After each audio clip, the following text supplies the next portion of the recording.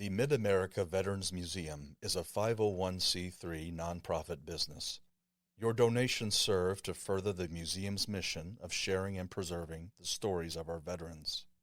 To donate, visit mavm.org and click on Donate. The content covered in this podcast is for general informational, historical, and educational purposes only. Discussions about historical events, military service, personal experiences, or sensitive topics are presented for educational and archival purposes. The views, thoughts, and opinions expressed by the host and/or guests do not necessarily reflect the official policy or endorsement of the Mid-America Veterans Museum. Neither the organization, host, director, nor the guest shall at any time be liable for the content covered, causing offense, distress, or any other reaction.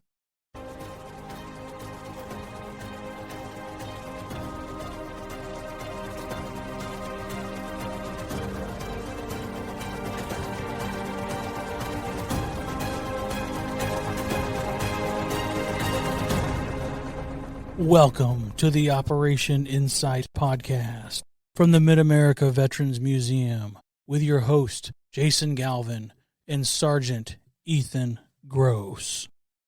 All right, welcome back, family. We are really excited for our guest tonight. We've got a special female veteran here to share with us her story. Ethan, why don't you go ahead and kick us off? I'd be happy to. Today we are welcoming Sergeant First Class Diane Phipps of the Army Reserve, January 1982 to September of 2011. As Jason mentioned, Diane's a special guest because not only is she a female veteran, and so she's going to be able to give us a perspective on what it means to be a female in the service, but also Diane put a lot of time towards her service to her country. And she did so in a unique way, which we'll talk about more later, but she did so in dual status. Not only was she in the Army Reserve, but she was also a civilian GS employee. And so that's a special status that we're going to discuss more in depth later on, because there's some caveats to when you are in dual status, and there's some special, I don't know if privilege is the right word, but special responsibilities when you're in that type of role.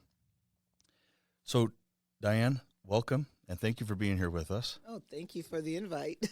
I should mention the way that I met Diane was through a presentation that I gave alongside of Larry Balsamo of our Veterans History Project to the American Legion Post 404, which, as Diane educated us, is the largest all-women's post in the state of Missouri.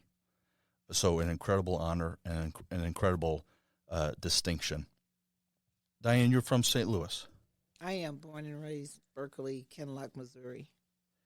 Tell us about growing up in St. Louis, and I also would love to hear about your siblings who served. Growing up in St. Louis, I grew up in the county, didn't grow up in the city, out by the airport. Went to school, went to Airport Elementary, which they just boarded up, Berkeley Junior and Senior High, which McDonnell Douglas, Boeing is now taken over, took it all over.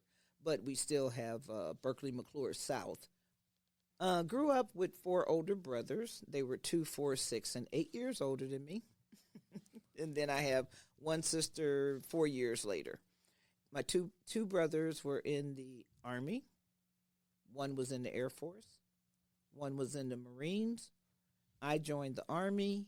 And our little sister, she retired from 9700 page, and she was in charge of officer promotions. So we all got that military background. That's fantastic. Yeah, That's awesome. Yeah. That's a great history. Yeah. Where did that spirit of service come from? Did it come from your parents? Actually, no. My father did not serve. My father was born in 1933 in Jackson, Tennessee. Back then, when they were doing the census, my grandmother, I believe my grandfather walked out of the plantation, stuff. Sure. And I think my grandmother, she was a little bit older, but they were fearful of anything government. So when the census takers came around in Tennessee, my grandmother would tell them that, she had no boys. Yeah. So only... Was that a fear of her property being taken, or something happening to her sons? What was the reasoning for that? Back then, black people were afraid of the government. Gotcha. Just a general mistrust. Yeah. They were afraid of the government. They didn't want the government to know anything about them. They didn't want them to know that there were male children there. Yeah. Because I know my father, he only went to school first, second, and third grade. And he taught himself to be a mechanic, and he taught himself to get along in the world without really being able to read or write. This is something I've heard you say before, so I'm glad you brought it up, Diane.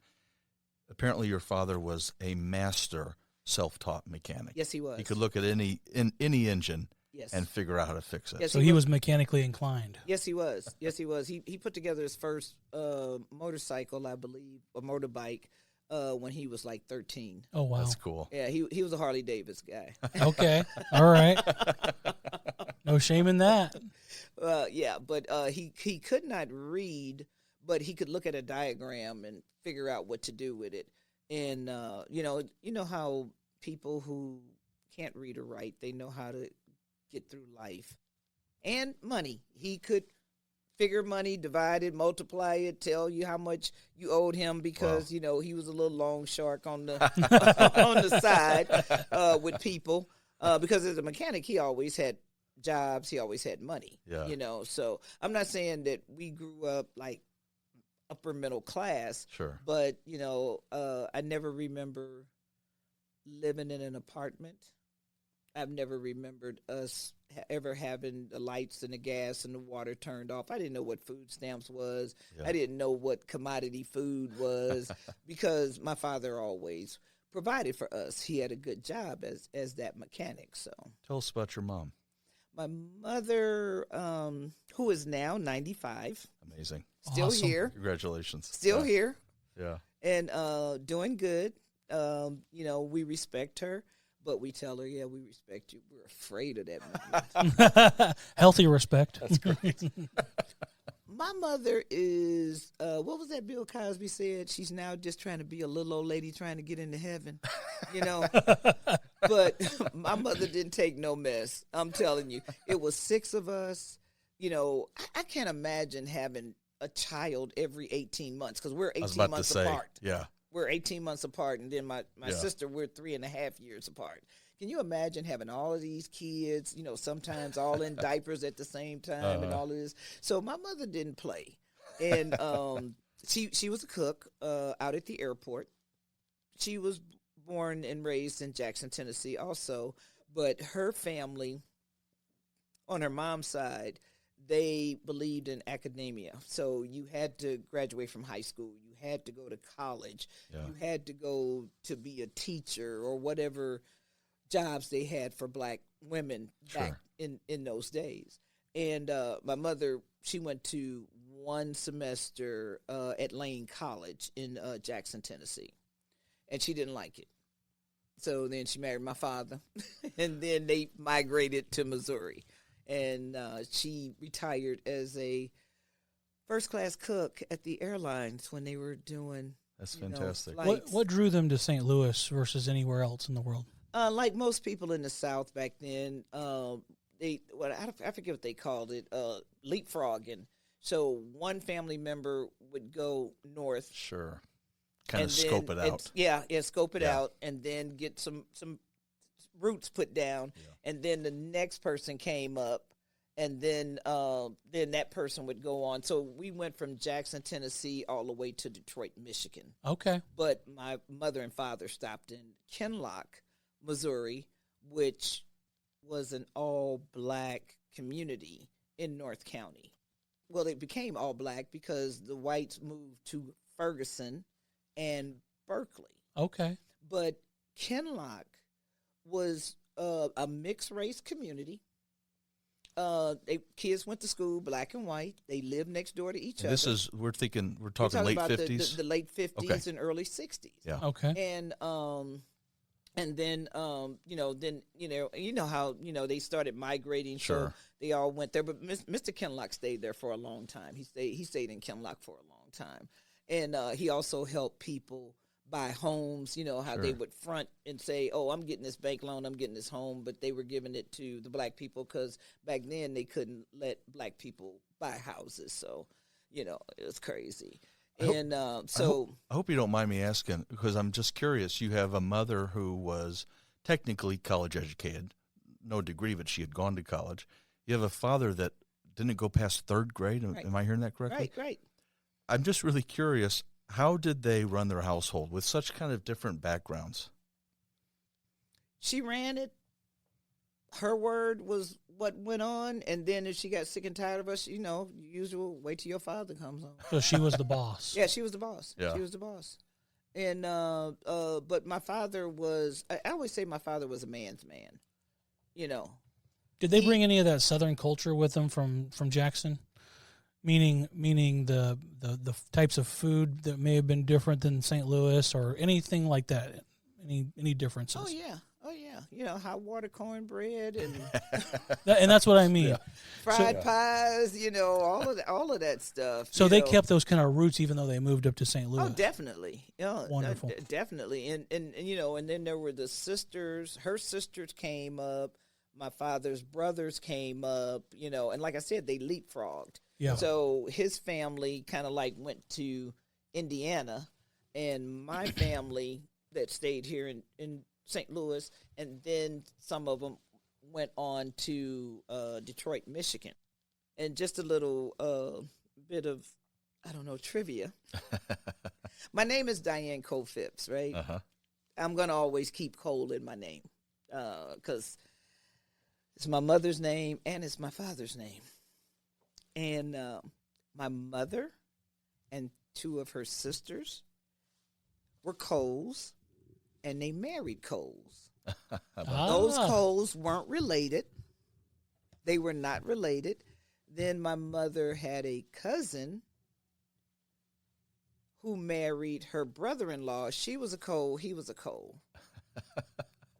So we've got all these Coles intertwined in our family. That's awesome. Yeah. I mean, Tennessee is coal country, so Yeah. I guess It really is. It really is. Jackson, Tennessee. Coles is as common as Johnson and Smith. yeah. Gotcha. Yeah. And That makes perfect sense. And I was thinking about how when I was 16, you had to have a Social Security number in order to get a summer hire job. So I was trying to get my Social Security number. Uh-huh. So I fill it out. And they say mother's maiden name. I say Cole. Mary's mother's name, Cole. And I send it in, and they send it back, and they say, we need your mother's maiden name. Make these corrections. And then I said, okay, she was Lucille Cole, and she married Rufus Cole. They sent it back again, and then my mother had to write a long letter and say that her maiden name is the same as her married name. And then So she didn't have to practice writing a new name. No. My mother has never changed her name. That's awesome. Has never changed her name. So then I finally got my my Social Security card so that I could get my first part-time job. Little summer hire job. I never inspired to go to college or anything. Sure. It just wasn't for me. Me either. I'm the type of female, I don't want to go in the kitchen. I don't like that room. That house got one of those rooms. Oh man. Okay, well, we'll just keep it all dusted and nice and pretty. And I would be outside with my father writing up the tickets for the jobs that he was doing on the side. Fixing people's cars and stuff. So I never learned how to cook, but I was always up under the hood of a car. So when it was time to graduate high school, I graduated at 17. Everybody just went to the National Personnel Record Center to get a job. I'm glad you mentioned that. And so government job. We'll segue to that. I want to preface it, though. I want to applaud you, actually, because I've gotten to watch your Veterans History Project interview, and I was there for it in person. And something that really strikes me, Diane, is, as you mentioned, you were not at that point college educated, but hearing you talk about your time at the National Personnel Records Center and also throughout your military career, it seems to me that you had this burning desire for accuracy, for being meticulous with records, being respectful of records, understanding that records that's a person in that folder. That's their life in that folder. So the last thing I want to ask about, just kind of your family before we move into your first job, is where did you get this drive to be such a hard worker? Probably from my father. Because it wasn't until I was almost out of high school that I realized my father couldn't read or write. Interesting. But he knew how to get around the system. Yeah. You know, either he had me read it or my mother read it. He had people at his job, you know, do stuff, and so that he would know what the written word was. And my father always wanted us to be more than what he could accomplish. Did you ever get a sense that he was at all embarrassed by that? No, not embarrassed at all. Okay. My father was a proud man. You know, he made money. He took care of his family. You know, he didn't take no mess. Yeah. You know, people in the neighborhood were afraid of my father. People in the neighborhood, they would see me and they say, "Oh, Diane Cole, girl, you a fox. Oh, I want to talk to you." And so they come over to the house and they knock on the door and they see my father and they're like, "Oh, Miss Cole," and they take off running. They say, "Oh no, I didn't know that was your daddy." So he held his head up high. Yeah, he did. That's fantastic. He had respect out in the street. He had respect at home.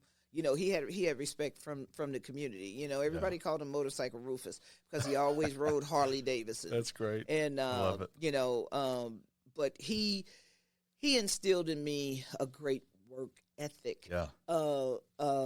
Before we had to always try to save up a little bit of money for our cars. You know, he just wasn't going to give us a car. Sure. You know, my father could go out in the junkyard and fix up a car and, you know, you'd have it. Yeah. But no, you had to, you know, work and have your money for the car. So when I started working at the record center, I didn't know how to ride the bus. You know, living in the county, you know, everybody has a car, you know, you go wherever. So I didn't have a car after high school. So my father would take me to work. And he said, "I got you here on time. Now find your way home." Whether it's the bus, talk to somebody at work, and you say, "Hey, can I ride home with you? I'll give you some money." You know, because people used to do that back in the 70s, you know. But my father, every day, "Come on, Diane, it's time for me to take you to work." That was the routine. He would get you there. He would get you there. That's fantastic. He would get you there, but you got your way. You got your way back. Do you remember how you got back that very first day? What'd you do? I caught the bus. Okay. I caught the bus, and because I was 17, when I just turned 18. Yeah. First job, you know, around all of these adults. Kind of intimidating. Yeah, all of these military people and all these uniforms and, you know, all of the craziness, because I started at the Record Center in 1974. A year after the fire. The fire was in 73. Yeah. So you talk about chaos. So let me just say a few facts about that, because I'm glad you brought it up. And this is a really interesting part of St. Louis history. So yeah, July 12th, 1973, the fire destroyed between 16 to 18 million U.S. military personnel files. That Personnel Record Center was built in 1956, and by the time the fire hit, it was holding upwards of 52 million personnel records. So actually, it's kind of a miracle that more wasn't destroyed with it housing that many records. It was off a page in Overland, and there's never been I don't think there's ever been an outright conclusion to what happened, but I think an electrical short might have been what caused it, is the theory. I've heard that. Believe it or not, back in the 70s, at the National Personnel Record Center, they had 5 drawer cabinets that the records were in. And everywhere there was an ashtray. Oh, my goodness. And you could smoke out in the stack area. Oh, my gosh. Wow. They were asking for it to happen. That's incredible. And plus, they had just one big room without any firewalls to contain if a fire came. You know, the firewall would go down and it would contain it in that one area. But that all happened. That happened before I was, hired there. But So tell us, because you have this really unique perspective. You began working there August of 1974, just a little bit over a year after this fire. What do you remember? You mentioned chaos earlier. That's probably a perfect word for it. What do you remember about starting there and what you saw as a result of the fire? yeah, 18 years old, my first real 40-hour-a-week job, and you still had some of the 1960s hippie dippies. People with the long hair. You had the people who had just got out of the military and they got a job there and they got the long hair. Everybody smoking weed, all out on the parking lot, and they had tents set up because they were literally going through every piece of paper that was salvageable. Yeah. When they were bringing all the paper out that was burned or got waterlogged and stuff, and they were taking them and bagging them, and trucks were going back and forth to McDonnell Douglas, which is now Boeing, where they freeze-dried those records to keep them from molding and deteriorating. Then my job was to get rid of the backlog of records that could not be filed because the 6th floor burned. The Navy records were on the 5th floor. So they got all of us young kids out of high school. Yeah. I graduated June, put in the application in July, had an interview in August, and was hired in August. Yeah. And they were just hiring us by the droves. And, we're out there in hard hats and flashlights, and, they got the temporary roof on it, and we're trying to refile these records, and they're constantly moving records, and then they're building shelves, because they got rid of the 5-drawer cabinet with the cigarettes. With no more ashtrays.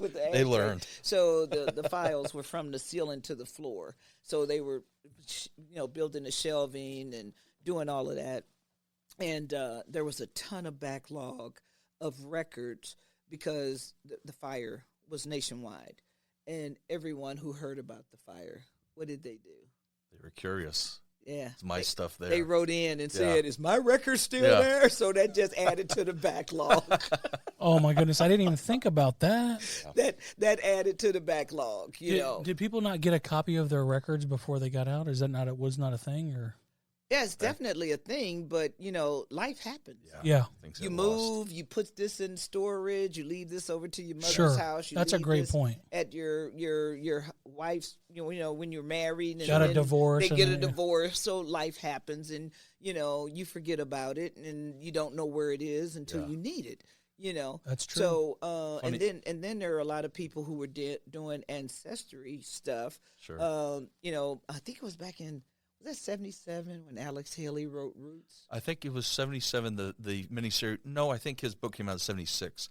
The miniseries was 77. Yeah. Just a year later. And so everybody was going and finding their roots. So everybody was, writing in for their father and brother and, Oh, that is so interesting. So there's a correlation. It's really interesting, Diane, because I understand that you got to pull Alex Haley's file. I did. But then there was also a correlation of his book causing a stir in the country to find out their genealogy. Yeah. Tell us about the moment you pulled his file. What was the purpose of that? Yeah, being an archivist, and I was one of the top ones, if the quota was 140, we always made sure we did 160, 170 a day. Because we wanted to keep that buffer in case you have that day that you don't feel good. Sure. And That's smart. but then we would get awards and accolades, for exceeding the standard and stuff. But anyway, as an archivist, and they've got something going on. So when Alex Haley became very popular, he was always talking about his time in the Navy. Yeah. So there was a place there called the Vault, and the Vault is where they had all of the celebrities, Famous, well-known people. Yeah. Records. They were in the vault. Wasn't out there for people to see. Except Elvis Presley's. His got burned.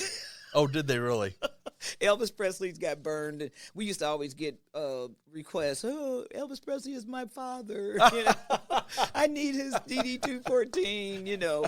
So Unreal. crazy. Unreal. That's great. But anyway, after Roots, you know, Yeah. was written and the book took off and The the miniseries was hugely popular. And so we got a request to go and pull his record. And it was a big, thick record because I think he did 30 years in the Coast Guard, their Navy. Wow. And it was really thick because they have those like those Sure. open accordion files. So, you know, I Was went that and kind of got a special moment for you? It was. Yeah. You know, I went and pulled it and, you know, put the charge out thing in there saying that it was in the vault. And then I took it, you know, and gave it to him. You know, Alex Haley, yeah, cool. I had one where the girl said that Elvis Presley was her father, and I pulled it, you know, but Elvis Presley record was burned. So there was a piece here, a piece there, a piece there, a piece there. So we got them all together. Yeah. And, you know, because they were in the B files, the burnt records. And that's another thing that you had to do. You had to, I think you described it as detective work in your video interview, but you had to figure out which records were salvageable and which ones were just completely at a loss. No. When I moved up from being a routine searcher, I became a special searcher. Gotcha. And in that capacity, the routine searcher went out to look at the record and they didn't find it.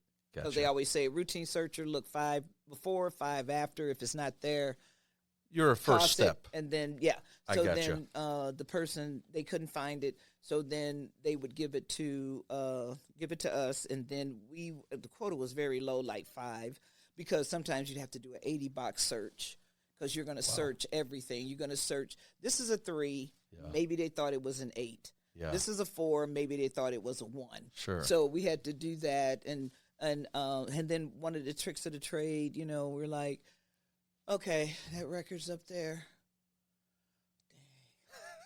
I know that person was lazy. We looked down there, and they stuck the record down there. You know it, man. That was great. So we learned, you know, human nature and stuff. You know? That's a good segue. East resistance. That's a good segue to. It's a humorous story, but it's a good segue to the way that you personally looked at records, and it gets back to that work ethic that we discussed earlier. Before we started recording, Diane, you said something that I feel was really impactful. Tell us about the way that you personally identified with records. Everywhere out there in the Stack area in the 1970s, they just had so many signs. These are people in here. And I took that serious. I don't know, maybe nowadays, I guess I was a nerd, you know, because I took my job serious. If I was refiling a record and a piece of paper fell out, I'd pick it up and put it back in there. I didn't just let it, you know, just lay there. Sure. Because we didn't know then, I didn't know then what they were doing. All I know is my job was to put the record back in because it had been asked for, requested, and somebody did something, and now they say return it back to the files. Yeah. So I always thought about, those are people in there. I'm not going to misplace that person. I'm going to, you know, do this with a lot of care. After a year of being a refiler, I was always up to standard with my quota, so I became a searcher. And once I became a searcher, you know, we had this project to do, and that was doing verifying the names on the Vietnam Wall. That was going to be the Vietnam Wall. Yeah. And I just couldn't believe that I went in this one box, and I think that box had about maybe 150 or 200 records. They were razor thin because I was doing Army. That soldier had went to basic training, MOS training, Vietnam, and came back in a box. And his record was just razor thin. Sure. You know, no advancements, you know, no awards, you know, just. That's all there was to show for their life, essentially. Yeah. And that That really did it for me. I've always respected military. I've always respected the archiving of records so that they can be retrieved at a later time. So I didn't play that, oh, I don't feel like going all the way up there to put that record up there. I went up there and I put that record Laziness up there was where not it an supposed option to for be. you. Because you never know when someone may need that record, and someone, even though we all talked and we kind of helped each other out, because somebody said, "Oh, look down there," you got to think about it. That's up there. Somebody probably didn't want to put it up there, so they put it down there, and then you find it. And you had, and your two brothers that you referenced earlier, Sherman and Larry, they both fought during the Vietnam era. Yes. Tell us a little bit about Sherman and Larry. Larry went to Vietnam as a cook. My brother never talked about much of his service over in Vietnam. He was already very quiet, but he did his 18 months or whatever it was. Was he drafted? He and Sherman were drafted. Both drafted. But Larry went first. In the height of the Vietnam era, the Tet Offense, where they were just going over and coming right back. I was glad my brother came back in one piece. I don't think he had a lot of PTSD, but he never, ever talked about his military experience. Do you happen to remember when your brothers were drafted, how you perceived your parents to feel about that? What maybe was happening in the house, or how that felt? It was in the 60s and 70s. During the civil rights movement. They didn't want him to go. Even before my brother went, what we said around the house was, here they're taking a black man to fight for the white man when he doesn't even have the same rights as a white man. So, no, my brother didn't want to go. But he knew he had to go. Because he even, he went down and he had to do his physical and do all of that. And then when it was time for him to ship, my brother left. And he was gone for a while. But back then, it was either jail or go into the military. Yeah. So when my brother came back home, it was like 3 or 4 days or something like that. He evaded the recruiter, to go there. Yeah. And then he came back home, and then the recruiters came back around, and they took him, and he went to Vietnam. And he doesn't talk. My brother Larry didn't talk about his service much, but he did talk about stupid officers, and that some officers got fragged. Yeah, and which was a common thing in Vietnam, know. And he talked about the big spiders because my brother was afraid of spiders, and he said they had gigantic spiders. Yeah. And he came back home and, lived his life and got married. He seemed to adjust well when he got back. Yeah, yeah. Like all of them did, He didn't want any of his military stuff. He got rid of all of his military stuff. That's very interesting. How did your dad emote anything about that? Not to us. My father was a man's man. He didn't talk. He wasn't not emotional. He wasn't Leave It to Beavers and them daddy where he sit down and talk to you. No. My father he didn't say anything. Okay. But he knew how his mother felt about her sons going in, because none of her sons went in because she didn't even put them down on the census. I got you. My father doesn't even have a birth certificate. I got you. Yeah, born out there at home, at home, and a midwife out in the country. And only thing it was written in the Bible, and my grandmother never put him on the census and stuff. I'm just now making this connection, and I wish I had made it earlier.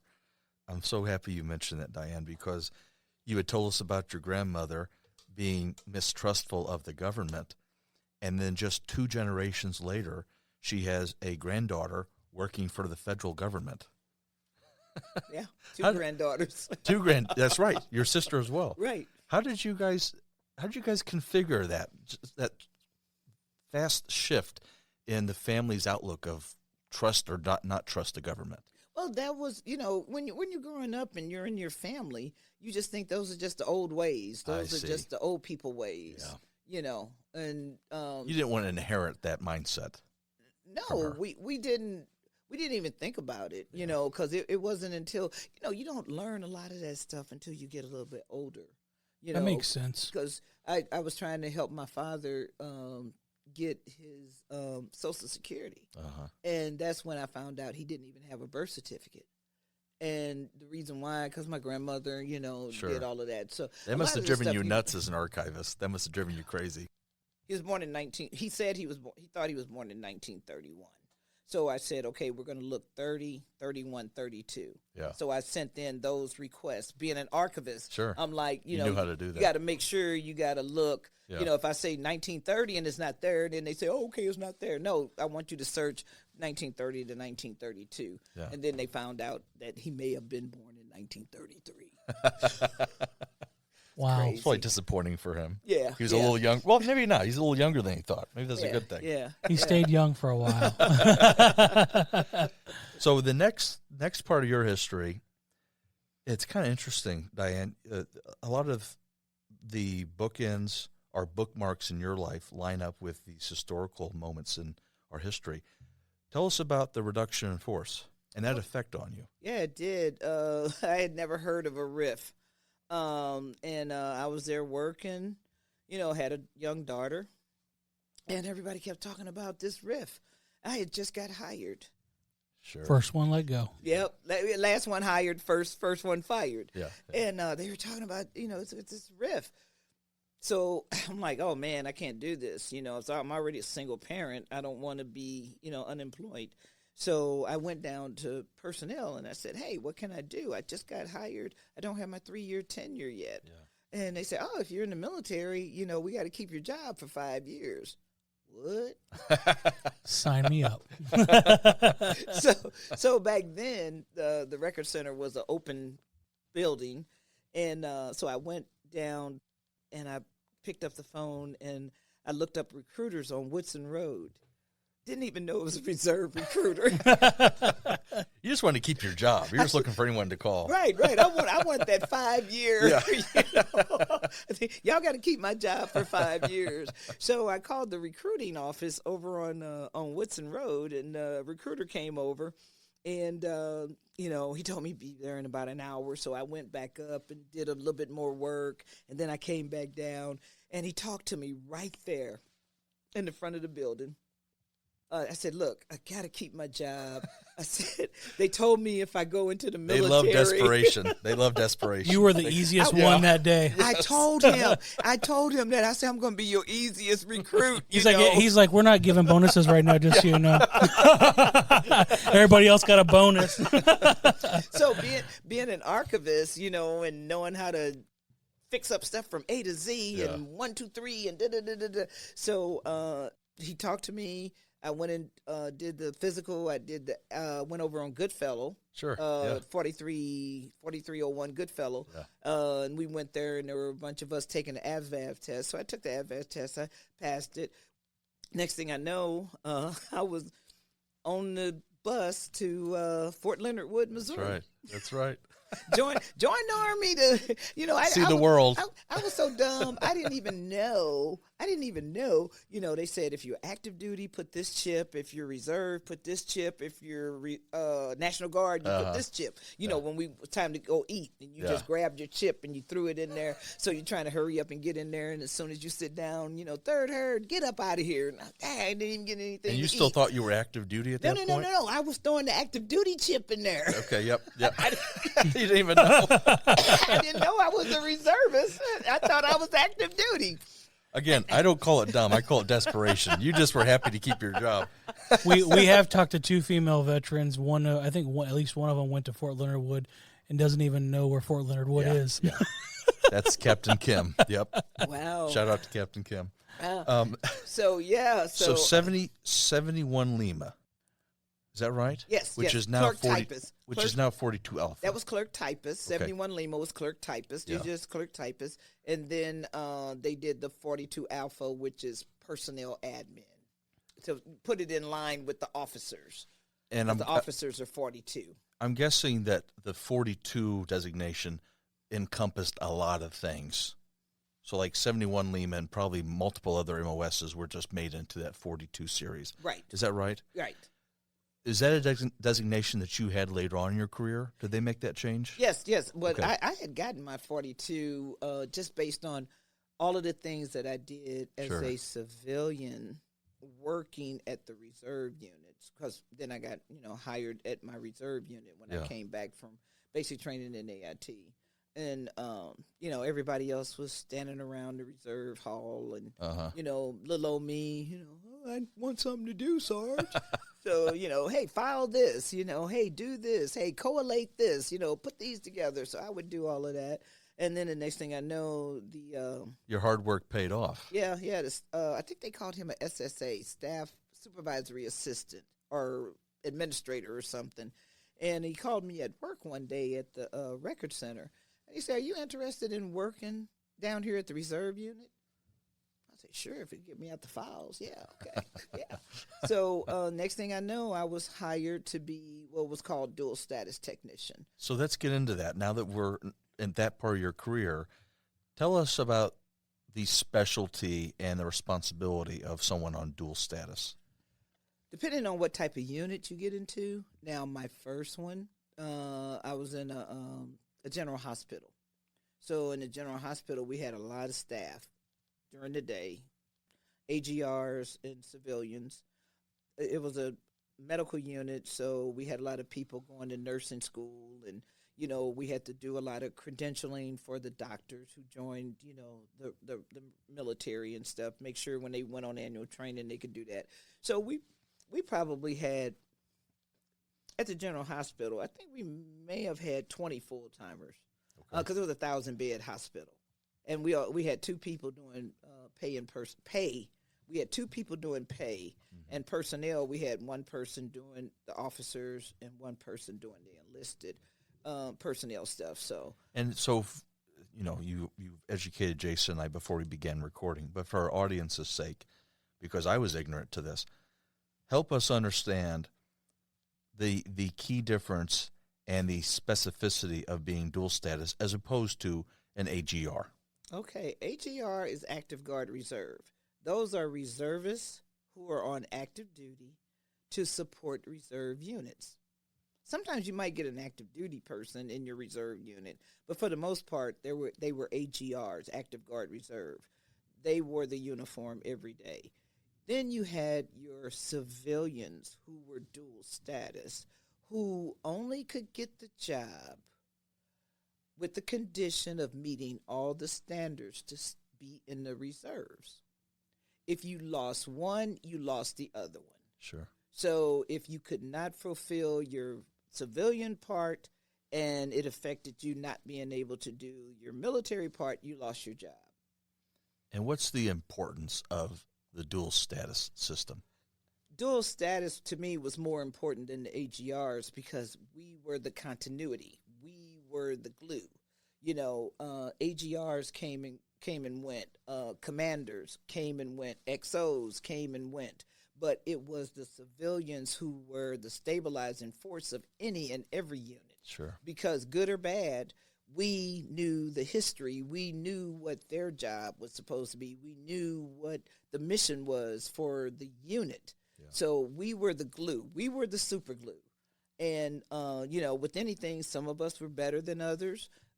Some were more versed on this part than that part. Yeah. My first dual status position was in finance.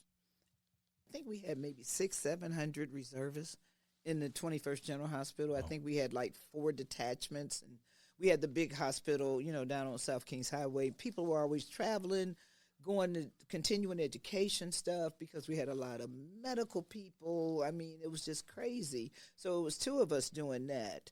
And I did that for a while, and it was very, I loved helping people. I loved seeing people when they got advanced from E1 to E2, E3 to E4, when they made sergeant, when they made staff sergeant, when E5 became an officer. Yeah. And, I had people saying, you're supposed to be getting save pay, right?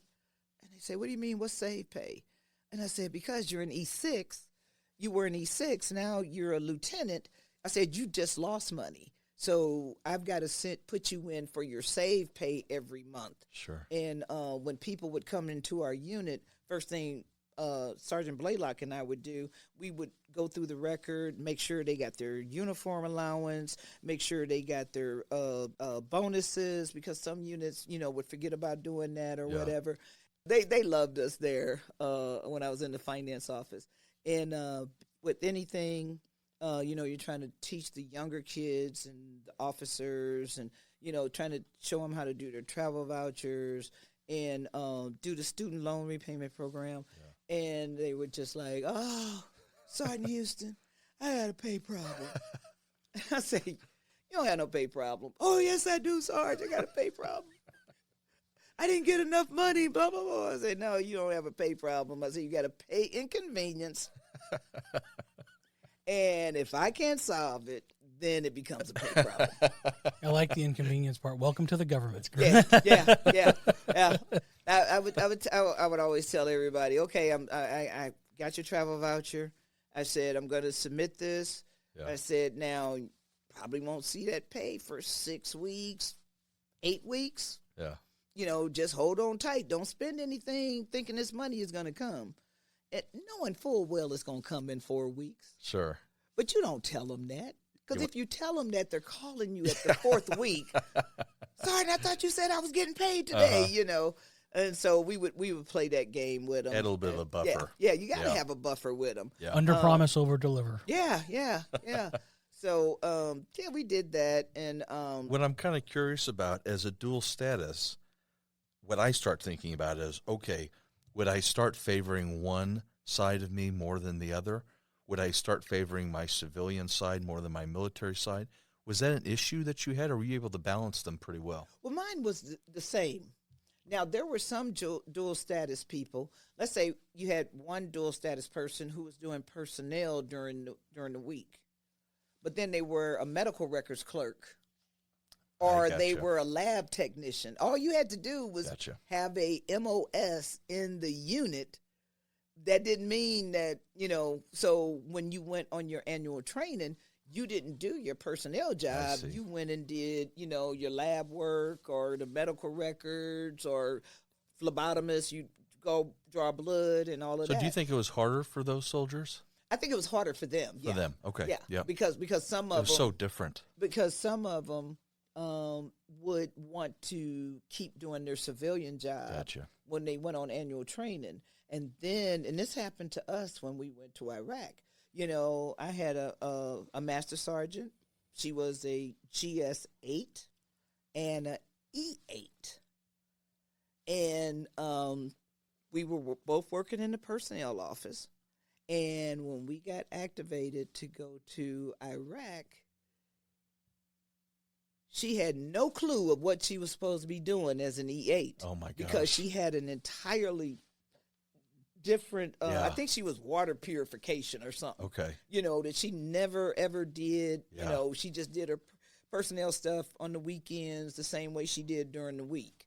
And that must have been nerve-wracking for her. Yeah, and that happened to me once, too, because if you're a dual status, you have to be DMOSQ, duty MOS qualified. Sure. So I went to the 332nd Medical Clearing Company. They were all medical assistants and medical records and medical this or mechanics and all of this. So the closest I could get was med supply. Okay. So I had to take a correspondence course on med supply and then go away for 2 weeks to AIT down at Fort Sam and get qualified as a medical supply specialist, because you had to become DMOSQ, so you're constantly trying to find a position in your unit where if you want to go from E4 to E5 to E6 to E7, sure. Okay, they got that E7 position over there, but guess what? I got to get DMOSQ, and they gave us extra time. They gave dual status people extra time, but if I had got called up when I was at the 3-3 Deuce, I would have been just like, oh Lost man, in the I've never, sauce. I've never done medical Yeah. medical supply, but I had to become DMOSQ, so I did, but I don't have the practical skills to go with this. So that was the balance and the Sure. toss up of being dual status. How many MOSs did you acquire? I think in your 4. career? I think 4. Okay, wow. Wow, impressive. that's awesome. Yeah, That's yeah. impressive. Yeah, I had to do it, and the 42, I got that based on my civilian skills, because they weren't going to spend money to send me to 42 Alpha School. To retrain. Yeah, right. They knew you already had And the knowledge. I'm doing it every day. Yeah, yeah. I'm reviewing evaluations. Sure. I'm You had the making financial aspect already and down. I'm doing stuff. I'd see a rig, and I'm seeing this stuff in a rig, and I will Yeah. send it in and say, no, you can't have that. You need to put it this way. Da da da da da. Yeah. So I showed where I was doing all of those kind of things, and they said, oh man, you're overqualified. So they just gave me 42 Alpha because they weren't going to send me to school for that. Hey, you saved the Army some money. Yeah. But but let me tell you something. No, when I went to 76J, 76 Juliet, to be a medical records. Uh-huh. We were at Fort Sam, AIT, and they didn't have any room for us in the pods or the whatever they had these kids in now. So they gave us a building by ourselves, right? So we got this building, and we're adults, And I think the females were on the top floor, and the males were on the second floor. And we were AGRs and reservists being reclassified. So we outside. 10 o'clock, we outside smoking and joking. Some damn drill sergeant cadre comes out. What the hell are you all doing out here? We were like, what? We just sitting here chilling, So they thought we were the regular AIT students, Gosh, that is hilarious. So of course, he told us to go in, so we went in. Yeah. So another day, because we didn't have to do PT, right? So we another morning, all we could do is get up and go to school. And so another morning, the E8, this was before they gave us our own building. So the E8, he was there because he didn't have to go do PT. So the rest of the AIT students, they out there doing PT. He's in there taking a shower. He didn't make his bed up. Look, E5. Look, E5.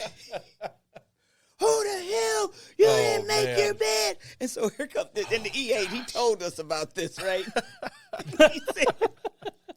He said he's got the towel wrapped around him. And he said, who the hell, you didn't make your bed? And the E8 said he just took his, had his key around his neck, and he unlocked his locker, and he went and he got his ID card, and he put it down, E8, and he said, put my damn bed back together. Oh, nice. That's great. So the E5 cadre, private, get over here and put that bed back. Oh, delegation at its finest. Yeah. And that's when they found a room. That's when they found they got to separate you our guys. own building for us. I love it.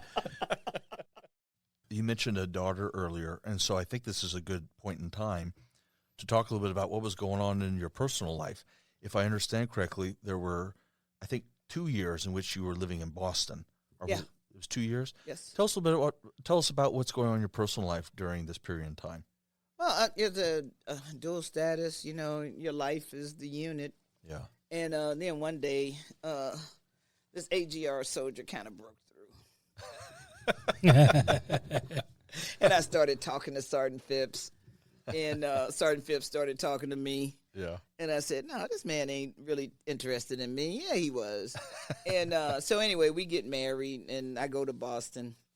Funny story, though, when we went to Boston, because I was living in St. Louis, he was living in Boston. So I said, oh, man, I don't want to leave. Okay, I got to leave. So at that time, I had my 9-year-old daughter.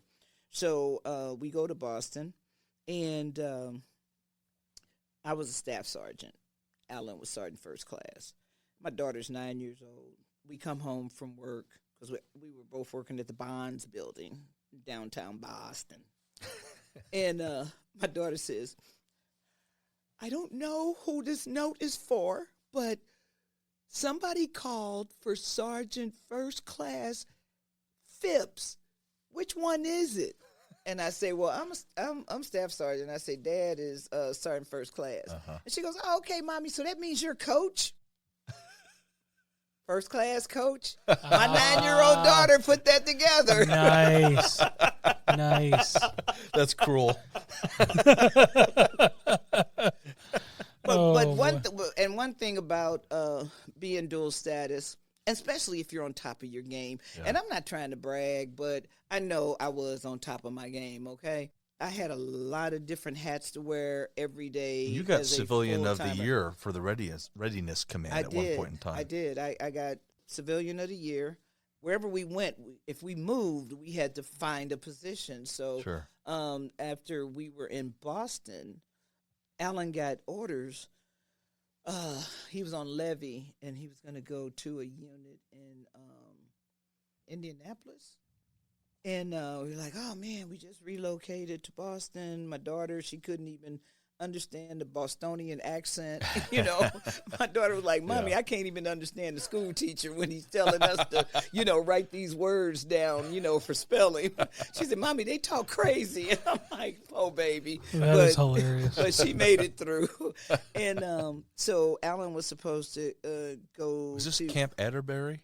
It wasn't Camp Atterbury. Okay. It was at a reserve unit Gotcha. in Indiana somewhere. So Alan was supposed to go there. And it's like, oh, okay, we got to go. Then the next thing we know, they said his orders were amended to go to St. Louis. Oh, wow. I'm from St. Louis. Yeah. Yeah, okay. Back home.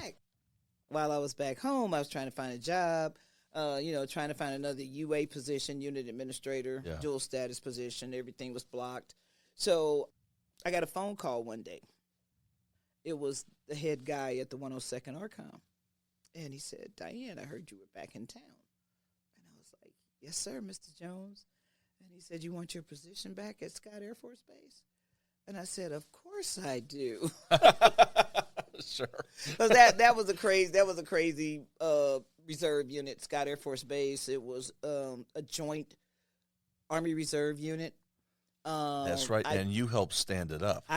I brought it up. Yes, Wow. I brought that unit online. And, Wow. I didn't want to, it was too much. I mean, I was always dealing with 2, 3-star generals and admirals and, I mean, it was a cush job. Everybody had top secret security clearance. No U letters, no, unsatisfactory letters, not calling somebody saying you missed drill. No, everybody knew what they were very supposed high to level do. stuff. It was top notch. Yeah. It was top notch.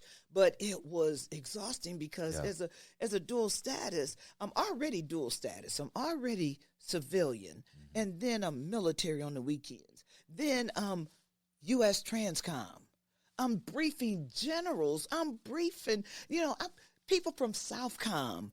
People from all of these other places, they were coming in trying to figure out how I brought this unit, not me per se, but the personnel aspect of it. So they could model off of that. The other people who brought it in, how they tweaked it and got the money and the authority and all of that. Yeah. But they wanted to know how did I survive in that joint arena? Yeah. Because I'm talking G-Dunk. A D-Dunk. I'm talking dining DFAC. I'm talking about mess hall. So we all had to learn that lingo, what the Navy said, what the Air Force said, what the Army said, what the Marines said, And I asked one Marine, I said, I see you every day. I said, what is your name? He said, don't worry about it. Just say, hey, Marine. I'm like, and then I say, why do y'all have y'all name on y'all butt? Navy people. And they say, because when we're going up the steps, we know who's in front of us, So anyway, I was at the joint arena. So I did get the job back. And you want to know why? I did not know this until right before my husband died. Mr. Clyde Jones, I met him at an event, and he said, did you ever wonder how you got back to St. Louis? I said, no, sir. I said, Alan's orders got amended. And he said, they don't call me the wizard for nothing. How about that? And I say, what? And Mr. Clyde Jones, he was watching me in Boston. Yeah. And when Alan got orders, he circumvented that because he wanted me to come back and come back to Scott Air Force Base. Because you made an impression on him. I did, and I don't, man. I hope I don't come off as being I don't know, I don't know, what do you call it? Boisterous. I think, I'm all of that, but damn it, I am all of that. I love it because and you should be proud of that. Yeah. When this 2-star general came on Title 10 orders at Scott Air Force Base. And the J1, because everything was J for joint. Yeah. We had S1, Sure. So J1, and they said, oh, Diane, you need to go over there and process General Pear. And I said, why would I go and process General Pear and he's on Title 10 orders? I said, he belongs to you guys here at Transcom. Oh, no, he's a reservist. He's a reservist.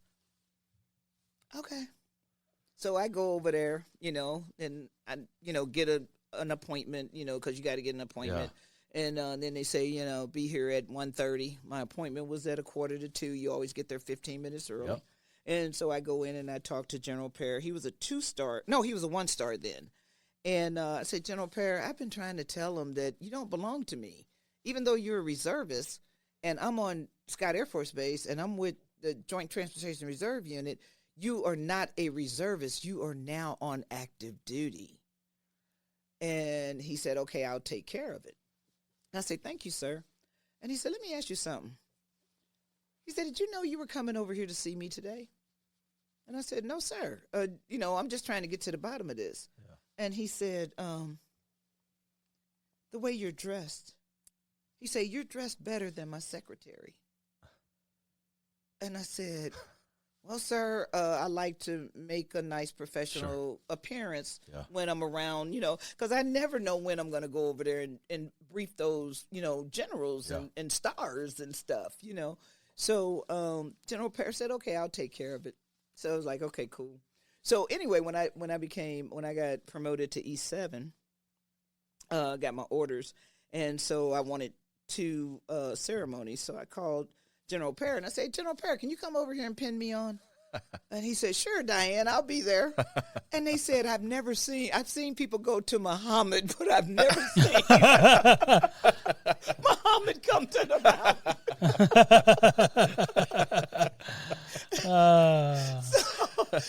But I'm telling you, seriously, my work always spoke for itself. Yeah, and we learned a lot. I mean, we were always juggling stuff, we spoke for the commander.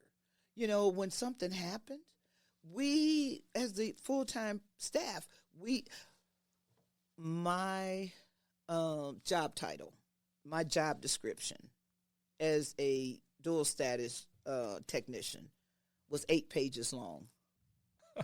It covered everything. That's incredible. It covered everything. Yeah. You were the commander, you were the XO, you were this, you were that. And the best advice I was ever given was from a captain. No, colonel, I'm sorry. He was a colonel. And he said, Diane, all I want you to do is take care of this unit. He said, do what you feel is best. And then if you need to ask for forgiveness after that, you got it. Yeah. Because sometimes I didn't have time to contact them on their civilian jobs. Sure. Because for them, they only come in Friday night, Saturday, and Sunday.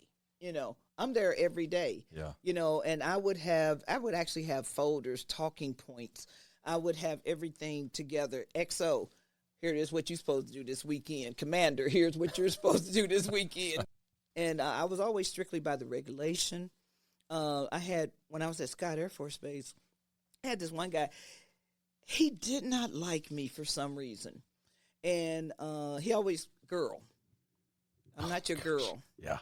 I'm a woman. Yeah. Oh, when am I going to get paid? Blah, blah, blah, blah. Did you send my pay in? Blah, blah, blah, blah. So I told the commander, I said, hey, this dude is harassing me, because during the week I can speak freely. But when I put my uniform on, and at that time I was a staff sergeant and he was a major, so I had to listen to his harassment that he was doing of me, and I did not feel comfortable around him. So anyway, karma is such a good thing. It's a nice way to say it. So the major, he comes in during the week because we want people to work in their prospective fields out there at Scott Air Force Base. And he was working. So he did his first day. He did his 8 hours. Then the second day, he did 4 hours. And he told a fellow, he told an Air Force female major, he said, can you sign off on my paperwork? I need to take it over to the pay gal. He always called me gal. Pay gal, so I can get paid. So she signs off on it. And he says, well, there's not much going on around here. Yeah. Oh, so yeah. I guess I'll go and play a few holes of golf at Scott. So he brings me the paperwork. He brings me the DA 1380 so I can pay him. And I said, okay, sir, I signed off on it, initialed off on it because he didn't trust me. And he went and made a copy, so he could prove that he gave that to me so he could get paid. And this Air Force active duty major, Air Force, she called and she said, so this is how reserves work? And I said, ma'am, what are you talking about? The major, he just leaves and he can go play golf and you're going to pay him for 8 hours? And I said, ma'am, you signed off on that paperwork that he did 8 hours, 16 hours worth of work. Well, if I had known that, and I said, okay. So I called the commander, and at the time, Colonel Dudley was a big executive at AT&T Singular downtown. Oh, wow. Yeah. So I called Colonel Dudley. Colonel Dudley, we got in a situation here. So I told Colonel Dudley what was going on. Colonel Dudley, he left work at AT&T. He went over there. He tried to smooth everything over. This will never happen again. Yeah. This is a bad eye on the Army. So during that month, Colonel Dudley said, what can I do to get rid of him? Pulled out the regulation. I say, sir, I'm going to tab it for you. You can get him for this. I got receipts. I'm going to set you up for success here. you can do this, and I tabbed it. And so he said, okay, I want you to do 2 requests for transfer, 1 voluntarily and 1 involuntarily. I said, okay, sir. And I had everything tabbed. So he usually came in during the week. So the colonel called him and said, hey, I want to see you on Saturday. He said, hey. So he comes in. He makes a beeline straight to my cubicle. Yeah, what does the boss want to see me for? I say, sir, I have no idea. Oh. Beats me. Oh, gal, did you say anything? And I said, sir, there's nothing I need to say to you. And my name is Sergeant Phipps. I said, I have my uniform on. I'm Sergeant Phipps. Yeah. Okay, sir? Yeah. So, anyway, Colonel Dudley opens the door and he says, hey, come on in. He goes in. The next thing I heard was, shoo, shoo, shoo, shoo, shoo, shoo. Here's these SPs running through the building. All you could hear was their keychains, and they come into the office, and my cube is outside. And they said, we're here to see Colonel Dudley. And I said, oh, knock on the door right there. So they knock on the door. So they go in and they talk. Next thing I know, the major is in handcuffs. My gosh. He's walking out. And they said, we need your badge, because he had top secret security clearance. Yeah. He had his badge. They needed something about his skiff badge, to get into the skiff area.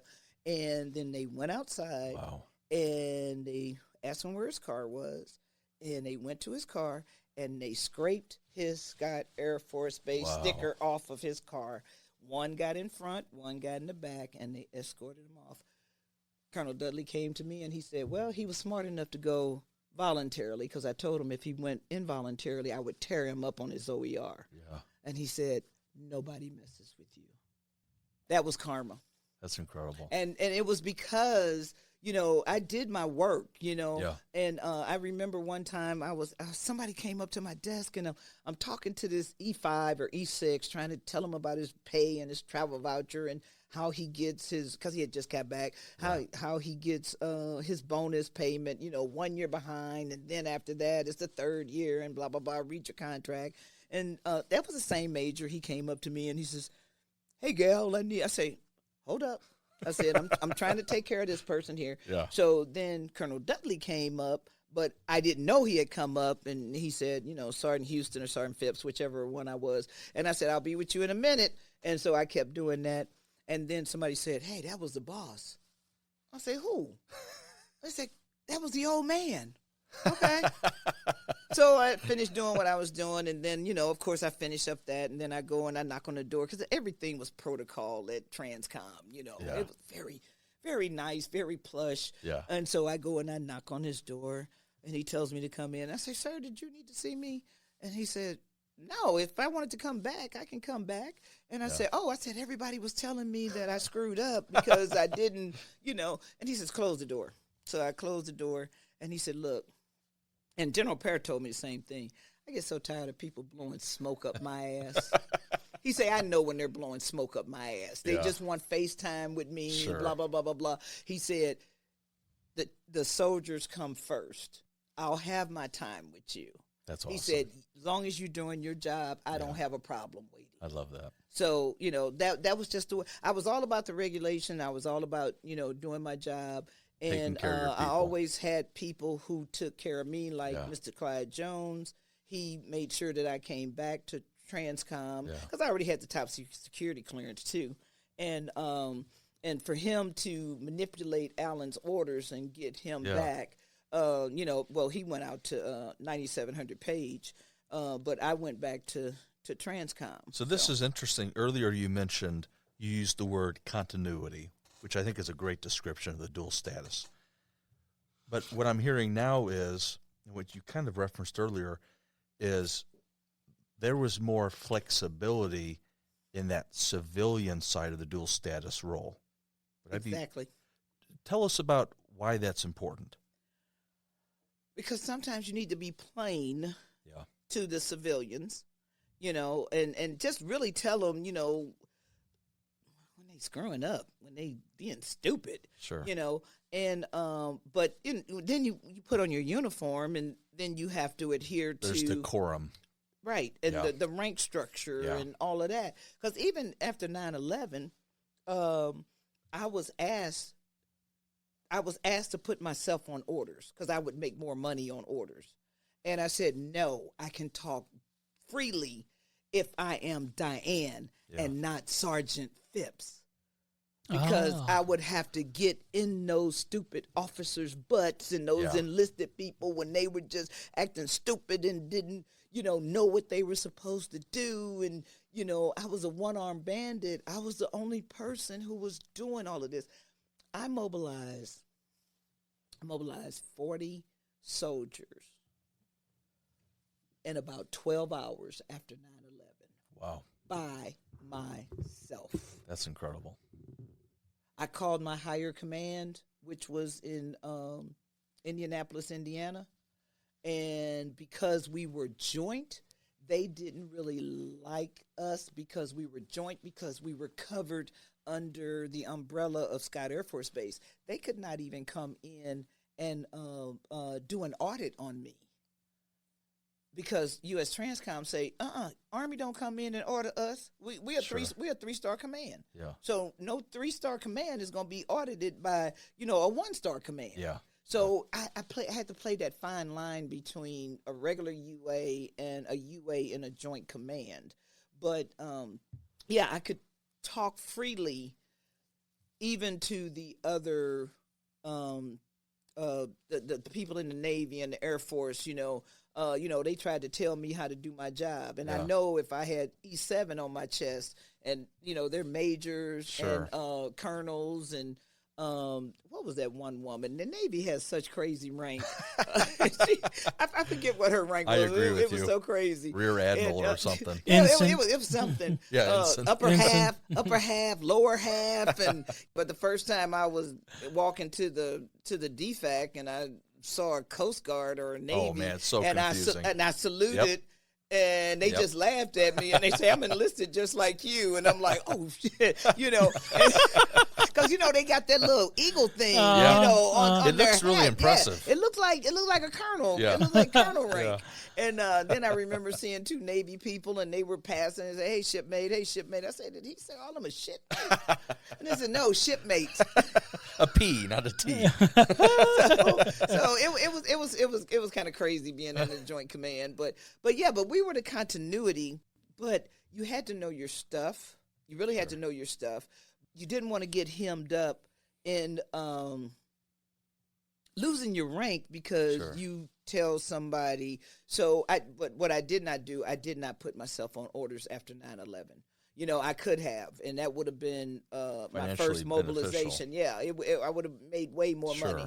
But I said, no, I'm not going to do that. And they say, oh, you're already working 12 hours a day. And I said, I don't care. I'll get my comp time, but I told the commander, I can do better this way. I work better this way. I can work better this way. It almost sounds like you got more done by remaining in that civilian No side. not as much red tape. Right. Because, I could have had the Navy Lieutenant, what they call it, Lieutenant JG. I don't know what, they had some crazy rank. And she tried to get me to do some stuff. Yeah. And I'm like, ma'am, I don't have to take orders from you. Stop. This is the Army element. You take care of the Navy element. I'll take care of the Army element. Yeah. Now, had I been in uniform, I couldn't have told her that because we were purple. We were not Army. Right. We were not Army green and Air Force blue and Coast Guard blue. We were not that. We were purple. And if she was the head lady in the office, then she wasn't my direct supervisor, but she was my direct supervisor. But, I knew how to tell her to back off. Sure. And, very professional. Sure, Very professional. But you understood the boundaries and where you could play within those boundaries. Right, and I knew what my regulations were. Yeah. And maybe the Navy's regulation was something different. But I'm telling you, I'm dealing with my regulations, not yours. So that was one of the reasons why when I came back, when Mr. Clyde Jones found me, and he said, don't you want your old job back? And I said, of course I do.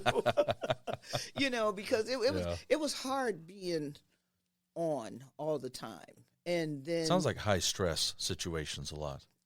Very. Big decisions had to be made constantly. Everything was protocol. Yeah. Everything was protocol. Even a retirement was protocol. Sure.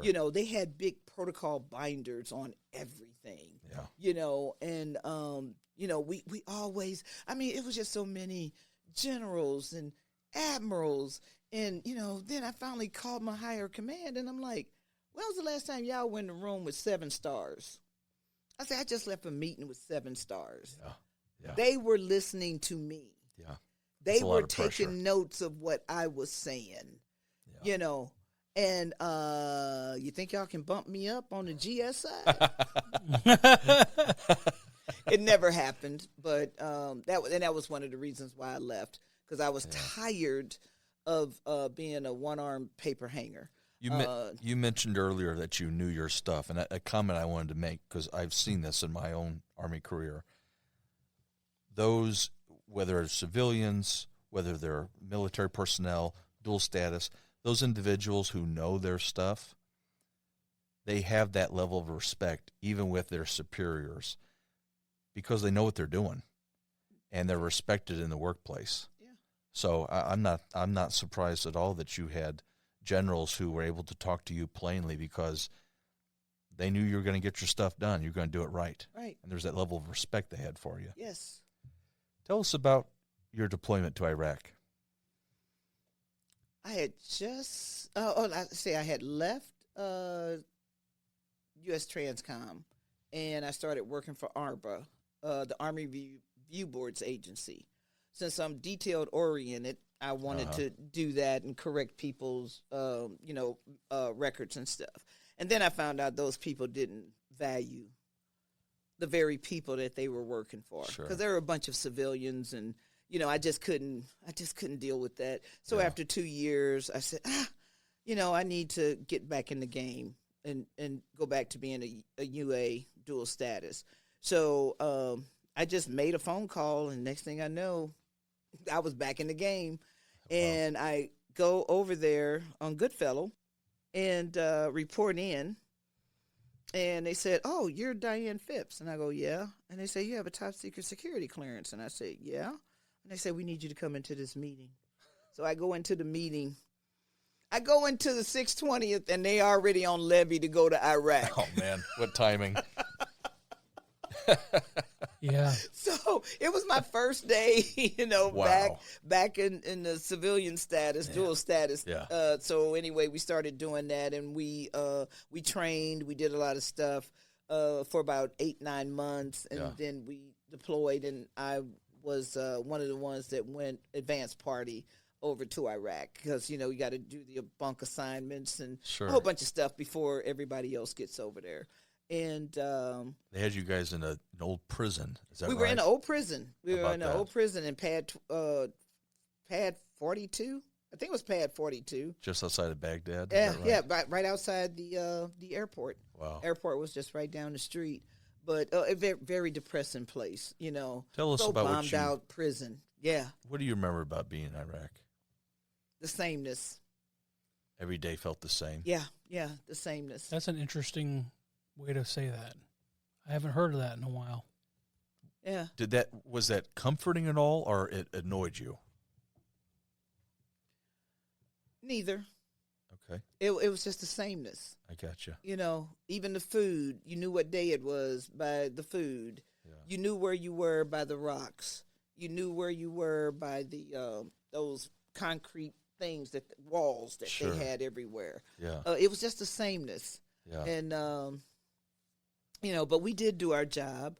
I went there with the 620th Combat Support Sustainment Battalion, and we were a reserve battalion. Mm-hmm. And believe it or not, our sister unit right down the thing, we were the 620th, they were the 260th. Nice. Man, you talk about stuff that got screwed up. We were getting their meal and they were getting our meal, 620 or 260. And they were active duty. And I was E7. I think they had an E8 in personnel. Okay. And she didn't know personnel from a hole in the ground. Oh, my gosh. And, and I just couldn't believe, how much I had to massage her and help her. But, of course, you do that, because it's for the team. Sure. And you want to be successful. Brothers in and everything sisters in arms. Do. Right. But it was like teaching a toddler. And I'm like, man, this is what active duty does, But I will tell you, we trained for about 9 months before we went over. Mm-hmm. And, everything. And in my office, I've got a red phone. I've got a regular phone. I got a red computer. I got a regular computer. So we're doing all of this. And, we've all had IEDs come up. Sure. And stuff. And, we have to do 100% accountability of everyone. Yeah. And I think we had like 10 units under our battalion. And one night we had the call incoming. Sure.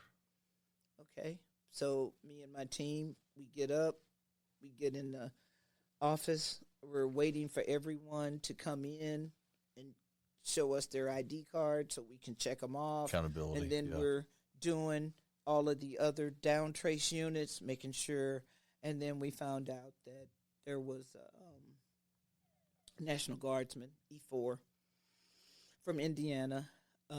They were being staged for redeployment. Yeah. And so they were out there in tents, and he was on his computer, Skyping. I think we were doing Skype then. He was Skyping with his wife when everything went black. Wow. And we got the call that he was dead. And as a reserve unit. Came in, I got on that phone, I got on the computer, I typed everything in on the red computer, did everything I needed to do. Our mortuary person, he was doing what he needed to do. I had a brand new pair of boots. I said, let's go ahead and get, he was going to get the table set up with the boots and the dog tags and all of that. And, we're already trying to get the Purple Heart together. And I think in less than 4 hours, Fort Leonard Wood had sent a casualty officer to his wife's house. Wow. Within 4 hours. And she knew when he came to the door because she knew everything went black. Yeah. And then, of course, you're going to have a media blackout until, everybody can, nobody can run and tell, what's going on. Sure. And even the active duty people gave me accolades for that. Because they said, because even my higher command, I forget where they were, Blues or wherever they were. And they said, oh, we'll send somebody down so you guys can process the Purple Heart. And I said, I'm sorry, we already have Purple Hearts and we're already working on that. Yeah. He said, you guys brought Purple Hearts with you? Like, hey, reservists don't play. Yeah. We're citizen soldiers. And to me, we have to be on our game. Yeah. Because even though we have our civilian stuff we have to do, we also know we have our military stuff we have to do. So, but we took everything, and we had Purple Hearts, and we, did all of that, and sent the letter to the wife, and made sure that throughout his command structure that those letters went through. From the first sergeant, from his platoon leader, from the commander, from our commander. And those letters of condolences went out. You owed him that efficiency. That's the way you do it. I want to I hope you don't mind, Jason. No, I want to contrast that story of just the incredible efficiency and quickness and reaction to a tragedy, and you guys doing it with such grace and honoring that fallen service member in that way, to Jason's own story and stories we've heard on this podcast as well, of families waiting sometimes days to find out about their loved one. I can't remember exactly, Jason. I hope you don't mind explaining or reminding me of how long it was until you guys actually had an understanding of your father's status. Well, it was the missing in action was pretty quick because they couldn't get to the crash site. Yeah. But I think we got official notification. I was talking to my mom about this, I think, last week. I want to say it was like Mother's Day. Wow. 3 or 4 months after. Yeah. Maybe we buried him Mother's Day. Maybe it was a little bit before Mother's Day. And I can't remember the exact thing, but it was a while. Yeah. You go through all the hoops of not knowing. But man, I couldn't imagine being on a Skype call with somebody, a loved one black. at that, Right. And that's pretty devastating. Well, and thank you for reminding me of the details, Jason, because I just want to applaud Diane and your team for how quickly and efficiently you guys took care of that fallen service member. Yeah, that means a lot. I'm curious about your experience with burn pits. We haven't had, correct me if I'm wrong, but I don't think we've had a guest on here who has talked at length about their experience with burn pits. I don't think we've had anybody with burn pits. So you're going to be our first, Diane, to explain burn pits to us and the effect of burn pits. Yeah. Well, for me, the effects was multiple myeloma from the burn pit. But we used the burn pits for punishment. If you screwed up, you don't want to take the money, so give them extra duty. So the thing was to go out there and feed the burn pit. You got to keep, throwing, because we burned everything. Yeah. There was no trash pickup. The only thing they did was clean the porta potties. Those trucks came in and cleaned the porta potties, but everything, and we ate with, plastic forks and styrofoam containers and styrofoam cups and bottled water, that was in plastic things. I think they kind of recycled the plastic water bottles, but everything was burned. And it wasn't so much a fog like Los Angeles fog that you see, but there was kind of like a haze in the air. It's just a haze because everybody had a burn pit. And but you're not thinking anything of it. No, it's just how it is. No, it's just when we got there, we noticed because when we were in Kuwait, you know, it was nice and sunny and the sky was clear. And then when you got up to Baghdad, it was like there was just a haze. Sure. There was just a haze there, and you got used to it, and you didn't think anything about it. You know, you really didn't. So it was the way that waste got disposed of. Exactly. You know, we knew where the burn pits were. I knew that people who, you know, administratively got punished, you know, first thing was go down there and feed the burn pits. Sure. You know, and you know we didn't want to take away anybody's, you know, pay. They had to really screw up if you know took away their pay, because you know I told them, I said, look, I don't want to be the one to tell your wife that you left here as an E6 and you coming back as an E4. So you know, get yourself together, get yourself in order, so we don't have to take this money from you. And it was 4 or 5 years after I was out. I had been complaining constantly of back pain, and then I was diagnosed with having multiple myeloma, which is a blood cancer. And it ate up the bones in my spine. Wow. And, you know, I got this F-22 handy-dandy walker. Yeah. But, you know, when my back hurts, I have to sit down. And I filed a claim with the Burn Pit Act. Sure. Because there were so many people who came back from Iraq and Afghanistan with the same injuries. Yeah. And one of them was multiple myeloma. Now, when we went over, I think it was 74 of us, and 74 of us came back. And right now I know 3 people, 2 have multiple myeloma, and 1 has one of the other things on the Burn Pit Act. So, yeah. Help us understand. This is an interesting, it's kind of devastating. You referenced it. So there's the Burn Pit Act. And, I mean, I remember this because I registered on that as well. For a very long time, you could register on the Burn Pit Act, but you wouldn't get any sort of benefit or disability from it.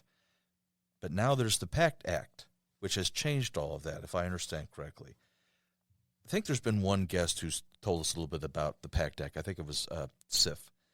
But if you would, since you've dealt with it personally, Diane, tell us about the PACT Act and that impact on veterans. The PACT Act was, it was great. I mean, wow. To be finally recognized, because, you know, everything in the military has to be in writing.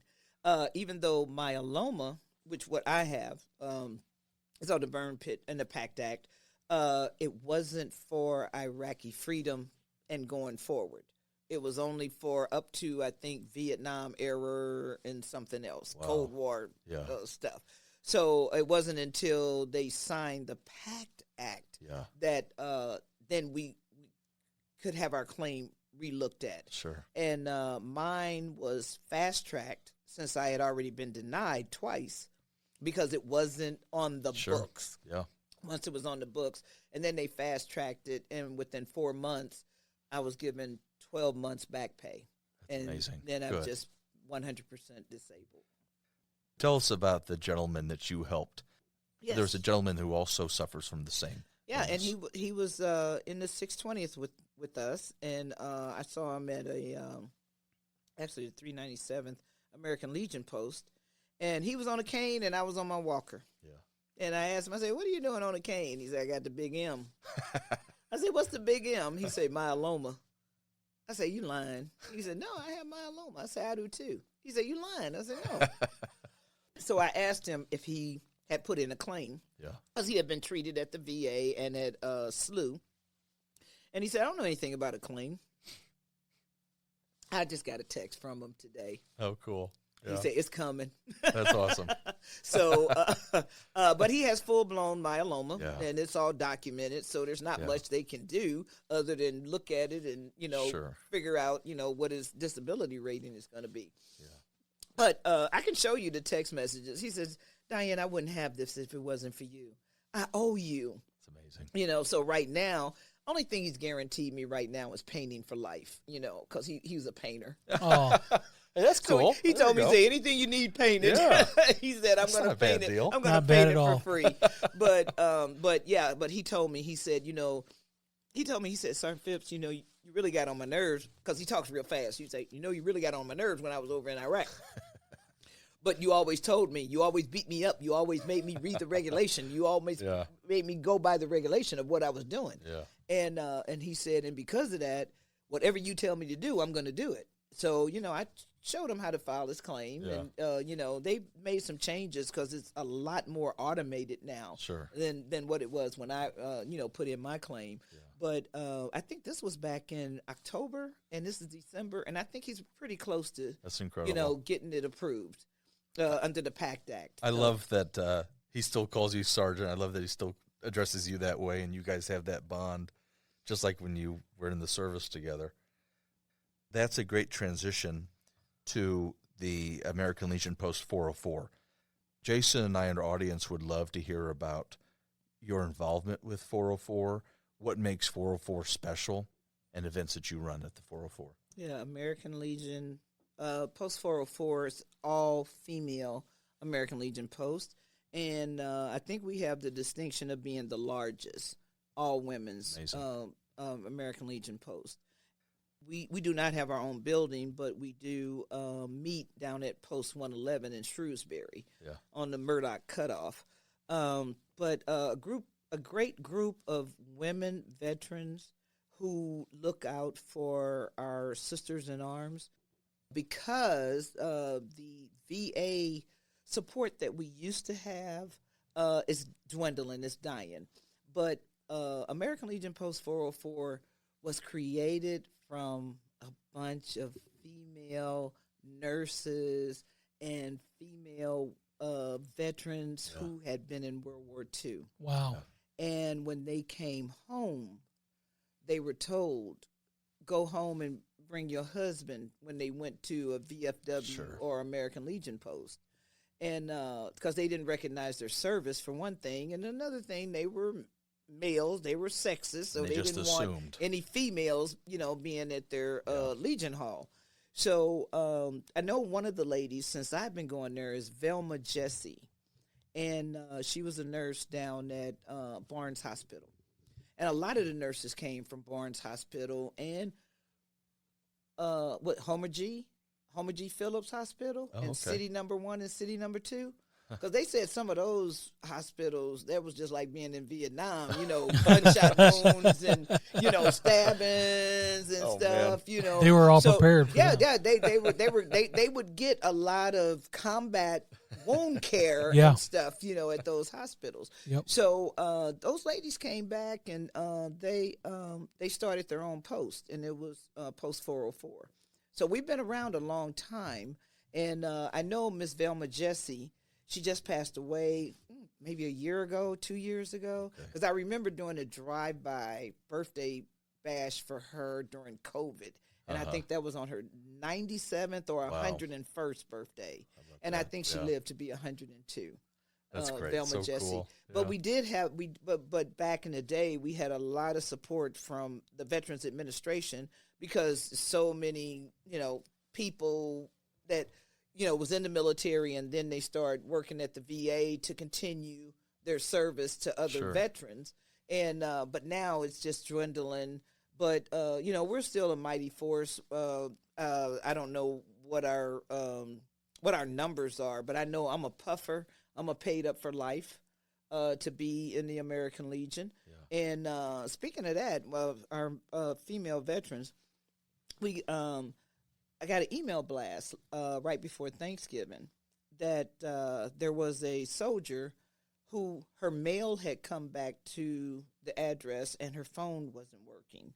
And she was a puffer, paid up for life, PUFL. Yeah. She was a puffer. And did anybody know her? So I put my skills to use. First thing I did, I looked at the obits. She wasn't in there. I called Department of Aging, called 211. I Googled her address. It was in the path of the tornado back in May. Yeah. And I said, oh, my gosh, maybe her house is gone. Sure. Maybe she's displaced, don't know what's going on. So then the holidays came up, so I kind of gave up because I kept running into dead ends because it was a holiday, right before Thanksgiving, a couple of days after Thanksgiving, people just wasn't at work, I got you.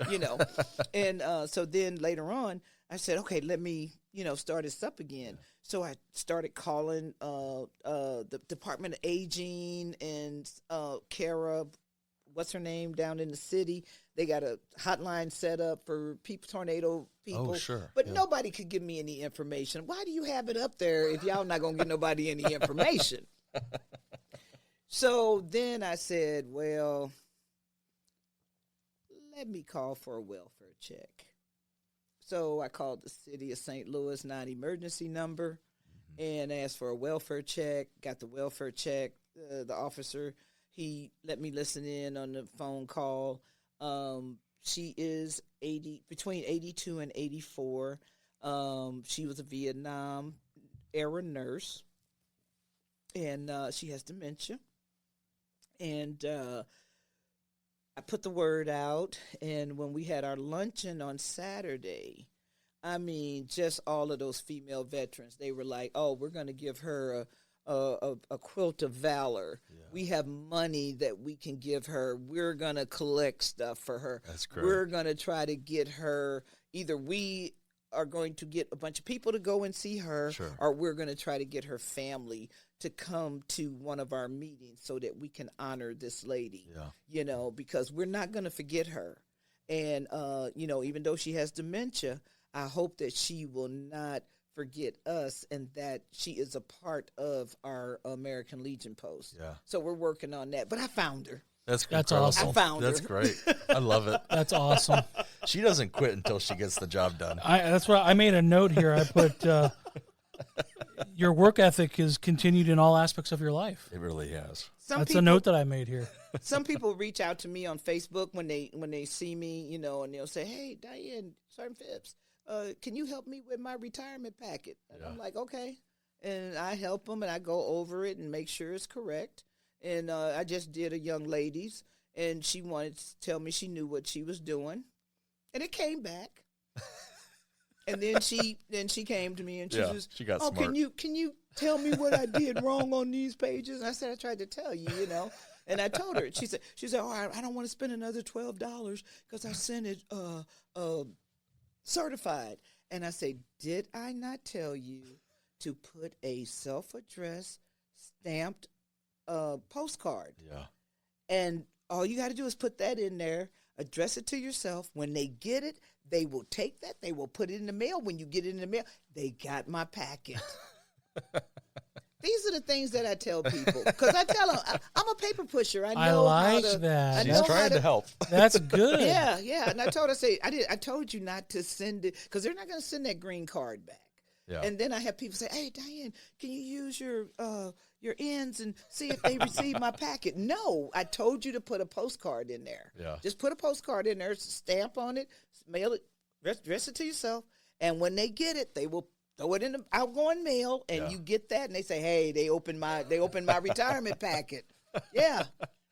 So I still do that. I still help any and. They call me. I tell sometimes the regulations change, but I can, get you in the right direction. Yeah. I love it.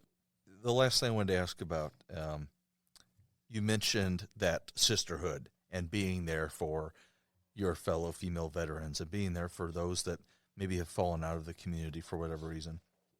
I want to hear about your experience on the all-female honor flight. Oh, wow. Well, I was very honored to be selected because of what I have with this wheelchair and my back from the multiple myeloma. I'd said, let someone else go, but they said, no, Diane, we want you to go. We want you to go and represent us. And I think it was about 8 of us from Post 404 that went on the first all-female honor flight to Washington, D.C. And that's through the Greater St. Louis Honor Flight. Give them a shout-out. Fantastic people over there. Yes.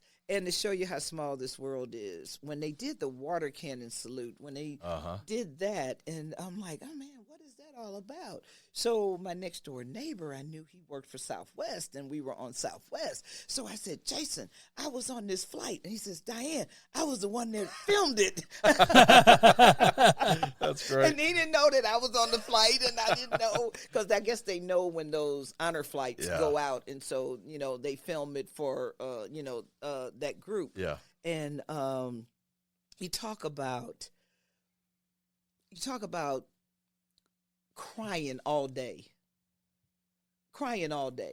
because even though I know people thank me for my service, I know people know about my 30 years, but to be honored like that, I mean,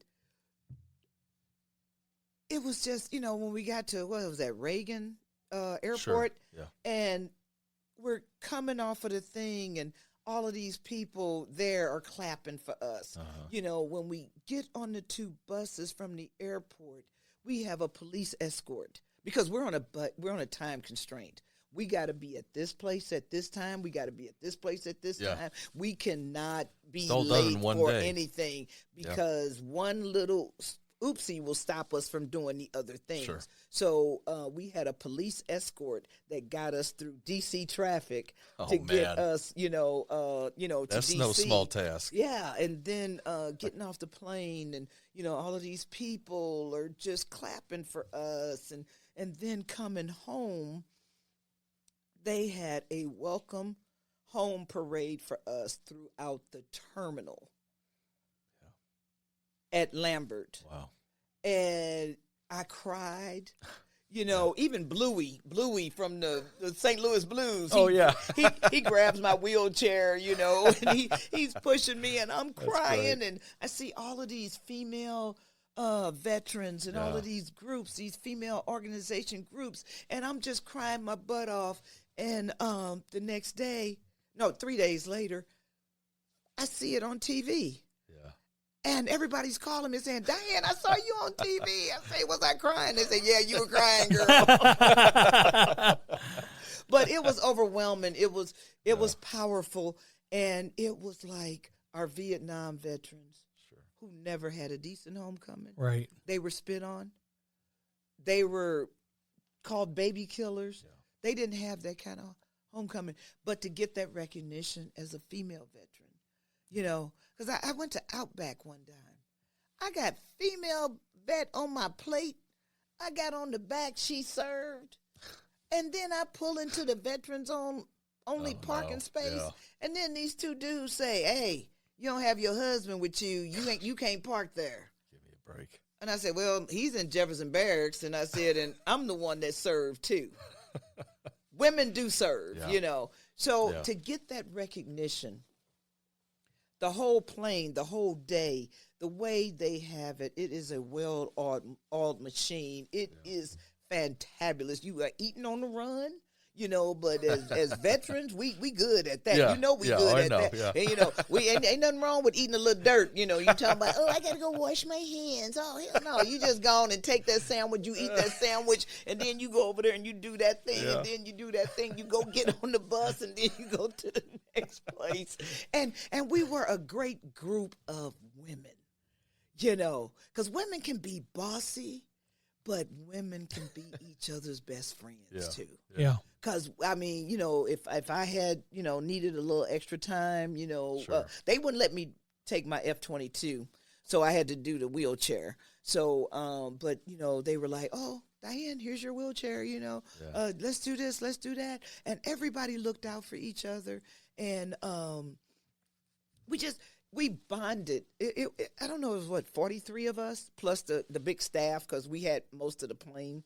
And the plane, because they say we used to have our own plane, but then Southwest say, no, we're going to put some regular passengers on these planes. And let me tell you this real quick.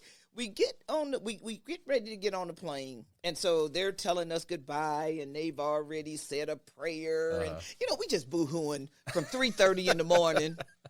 We get on the plane at about 7:30 or something like that, and we went through, all of the security stuff because we all had our badges on, blah, blah, blah, blah, blah. So we, Southwest doesn't have assigned seats at that time.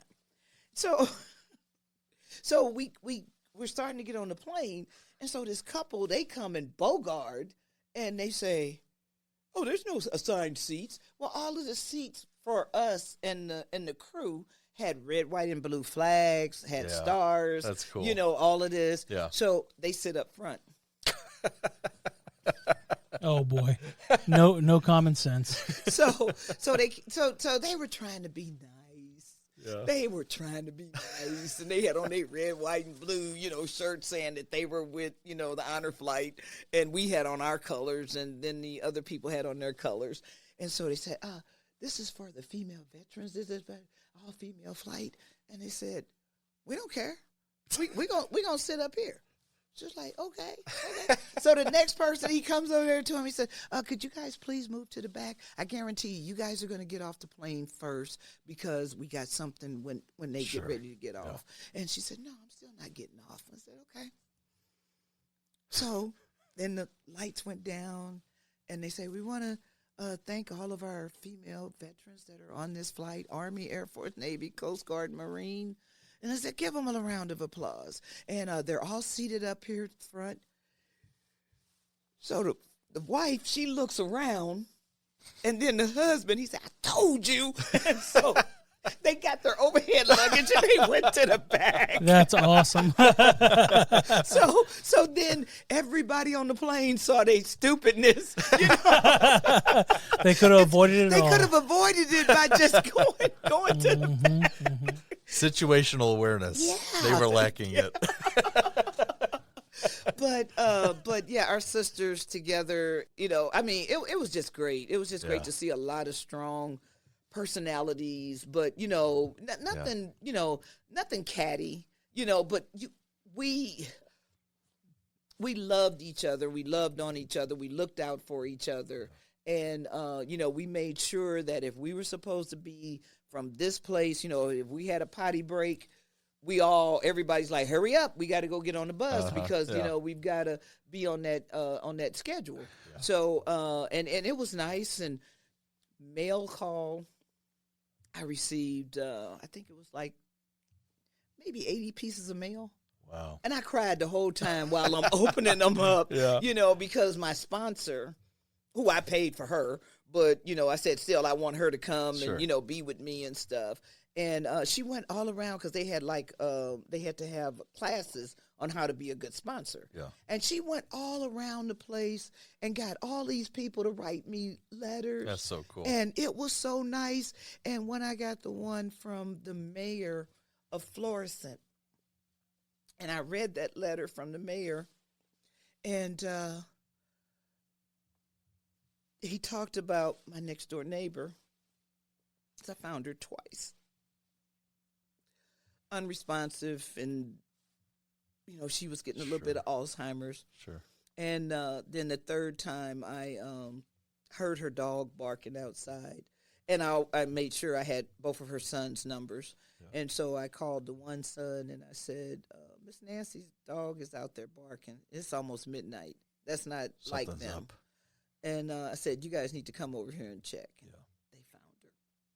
And they rushed her to the hospital. And she lasted about 3 days, and she passed away. Yeah. And the sons, they were like, "Diane, you were just there for her. You zoned in on her as a neighbor and a person, and you knew what was going on with her." So my friend knew about it.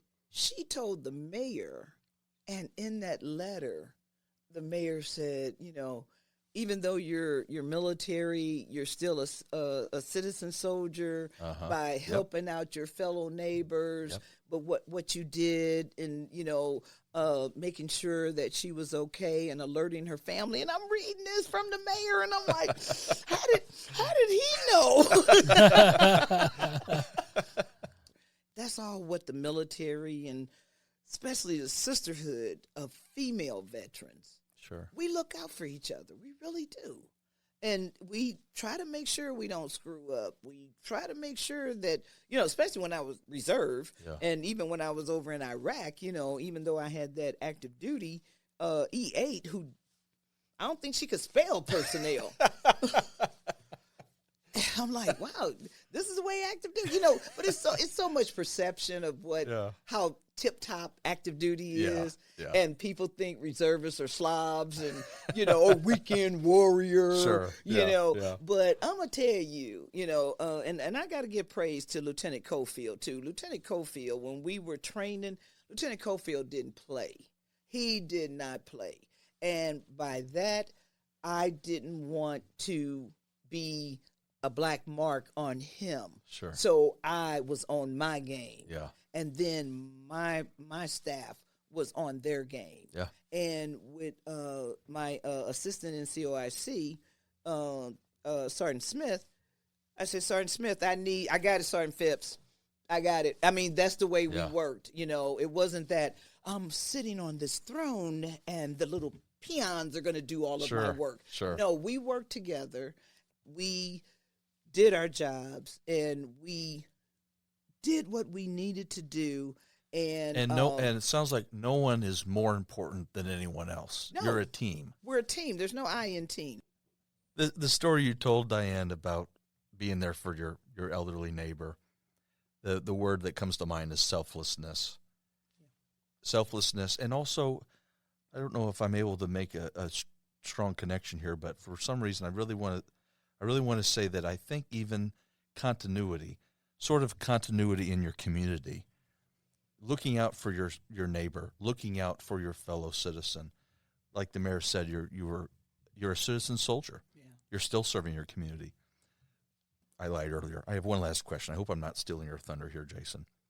Earlier you mentioned the civil rights era and that effect on your family, and we talked about your grandmother's mistrust of the government, not including your father and uncles on the census of all things. And then we're looking at your career and your incredible attention to detail, your incredible work ethic, your incredible career in general. It's a long time that you served your country. When you think about where your grandmother came from and your grandmother's America, and you think about where you are now and the things you've been able to achieve, despite the things from your past or despite troubles or struggles or the system, what does it make you think? How do you assess your life and your success compared to earlier generations? Even with what's going on right now, America's always been the land of opportunity. And there are some barriers. There is some systemic racism. I've experienced it. I'm telling you, I don't even want to get down that road. But I was able to accomplish what I wanted to accomplish in the military. And one thing I love about the military, it is based on your performance. You're going to have some bias on some commanders and, your higher echelon, but then you just go to another unit and you do your job and you prove yourself and you go on to bigger and better things as much as what you want to do. And I tell people, I don't have a college degree. I have the school of life. Yeah. That's what I have, and I'm still attending. Yeah. I'm still attending the school of life. But what I have for love of helping others achieve what they need, to think that the daughter of a man who only went to school to the 3rd grade. Sure. And my mother, who had 6 kids.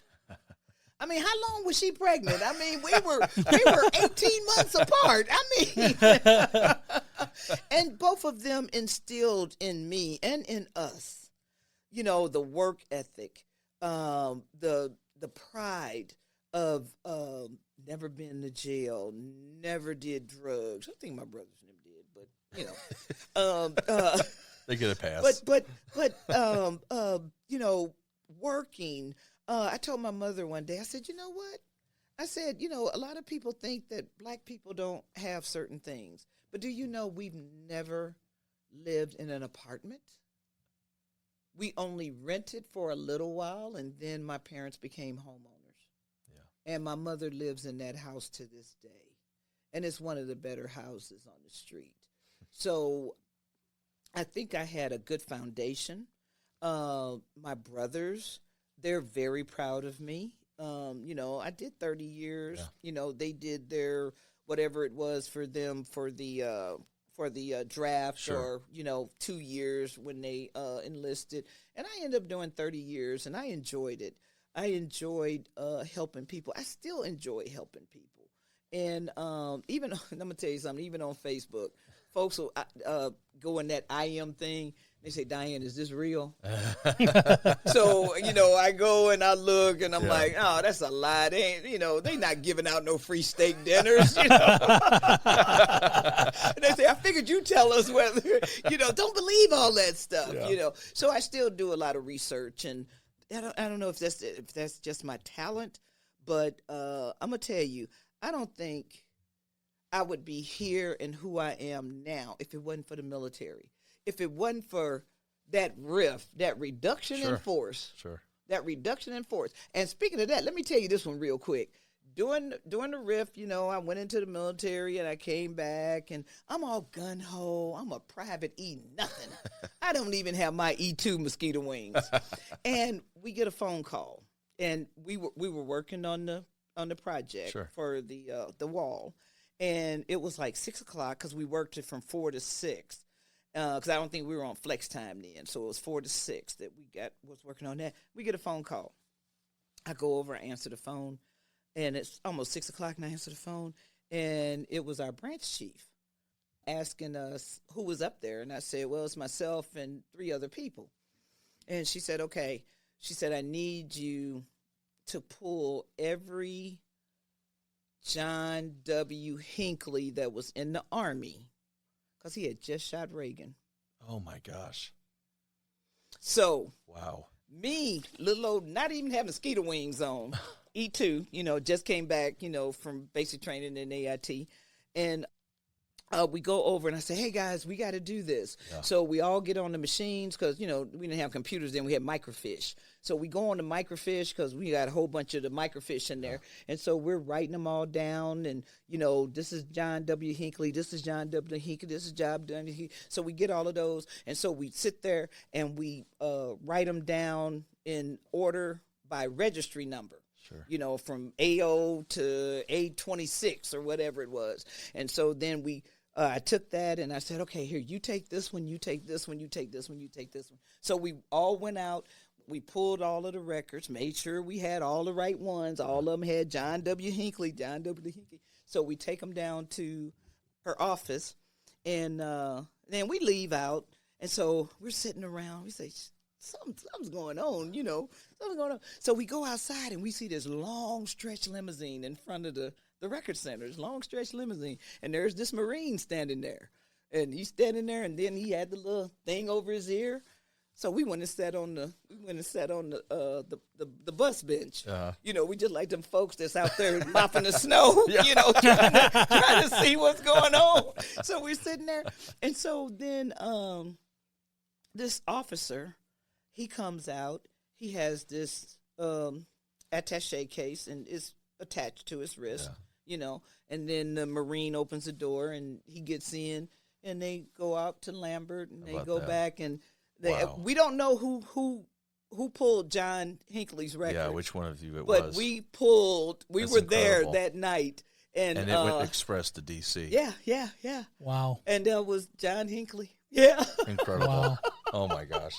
I told you she has these bookmarks in her life that line up with history. It's incredible to me. So we don't know which one of us pulled it, but we were there that night, and and they gave us a little accolade. They didn't give us no money, but but and I say that to say it was my training that I pulled all 4 of us together. Sure.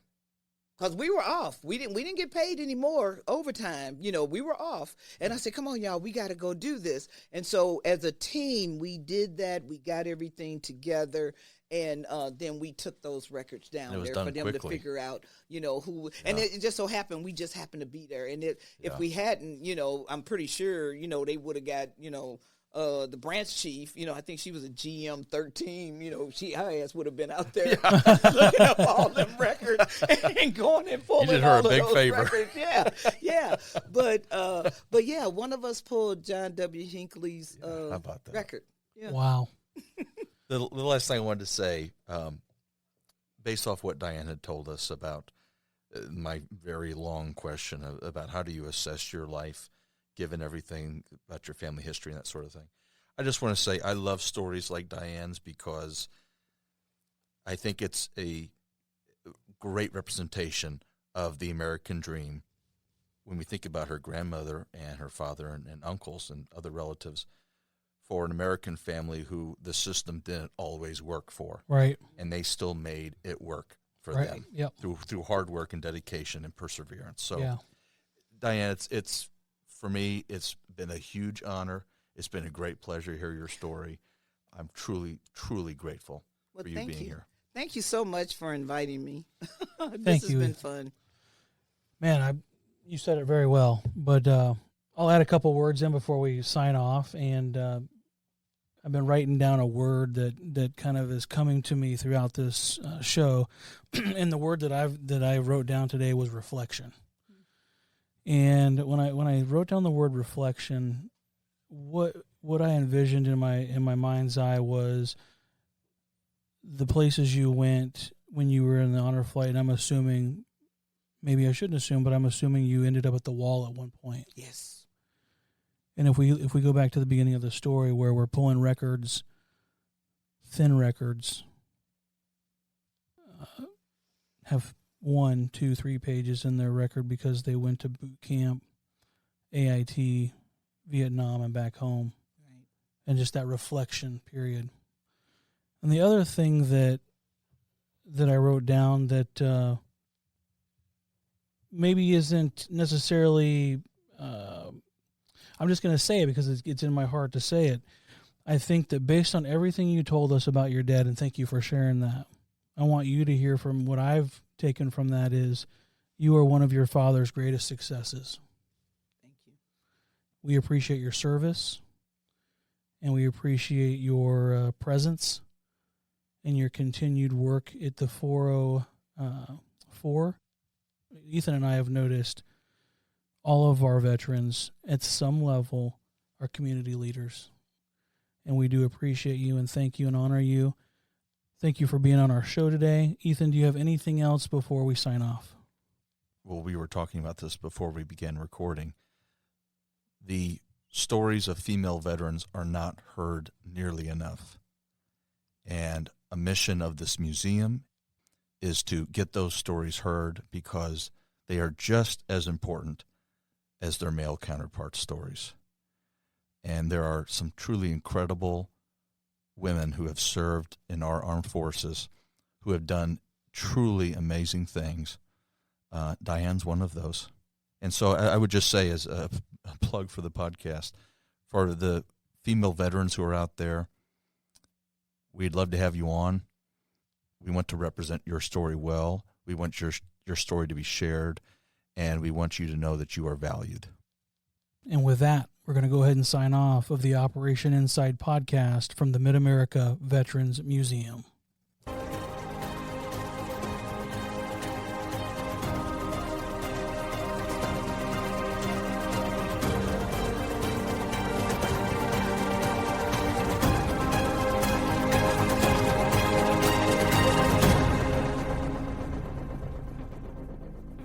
Operation Insight is brought to you by the Mid-America Veterans Museum, where we believe every veteran has a story.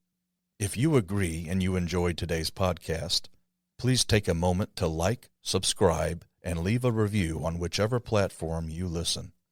Don't forget, sharing this episode with friends and family is a great way to support the museum and our mission of sharing veteran stories. Thank you for listening.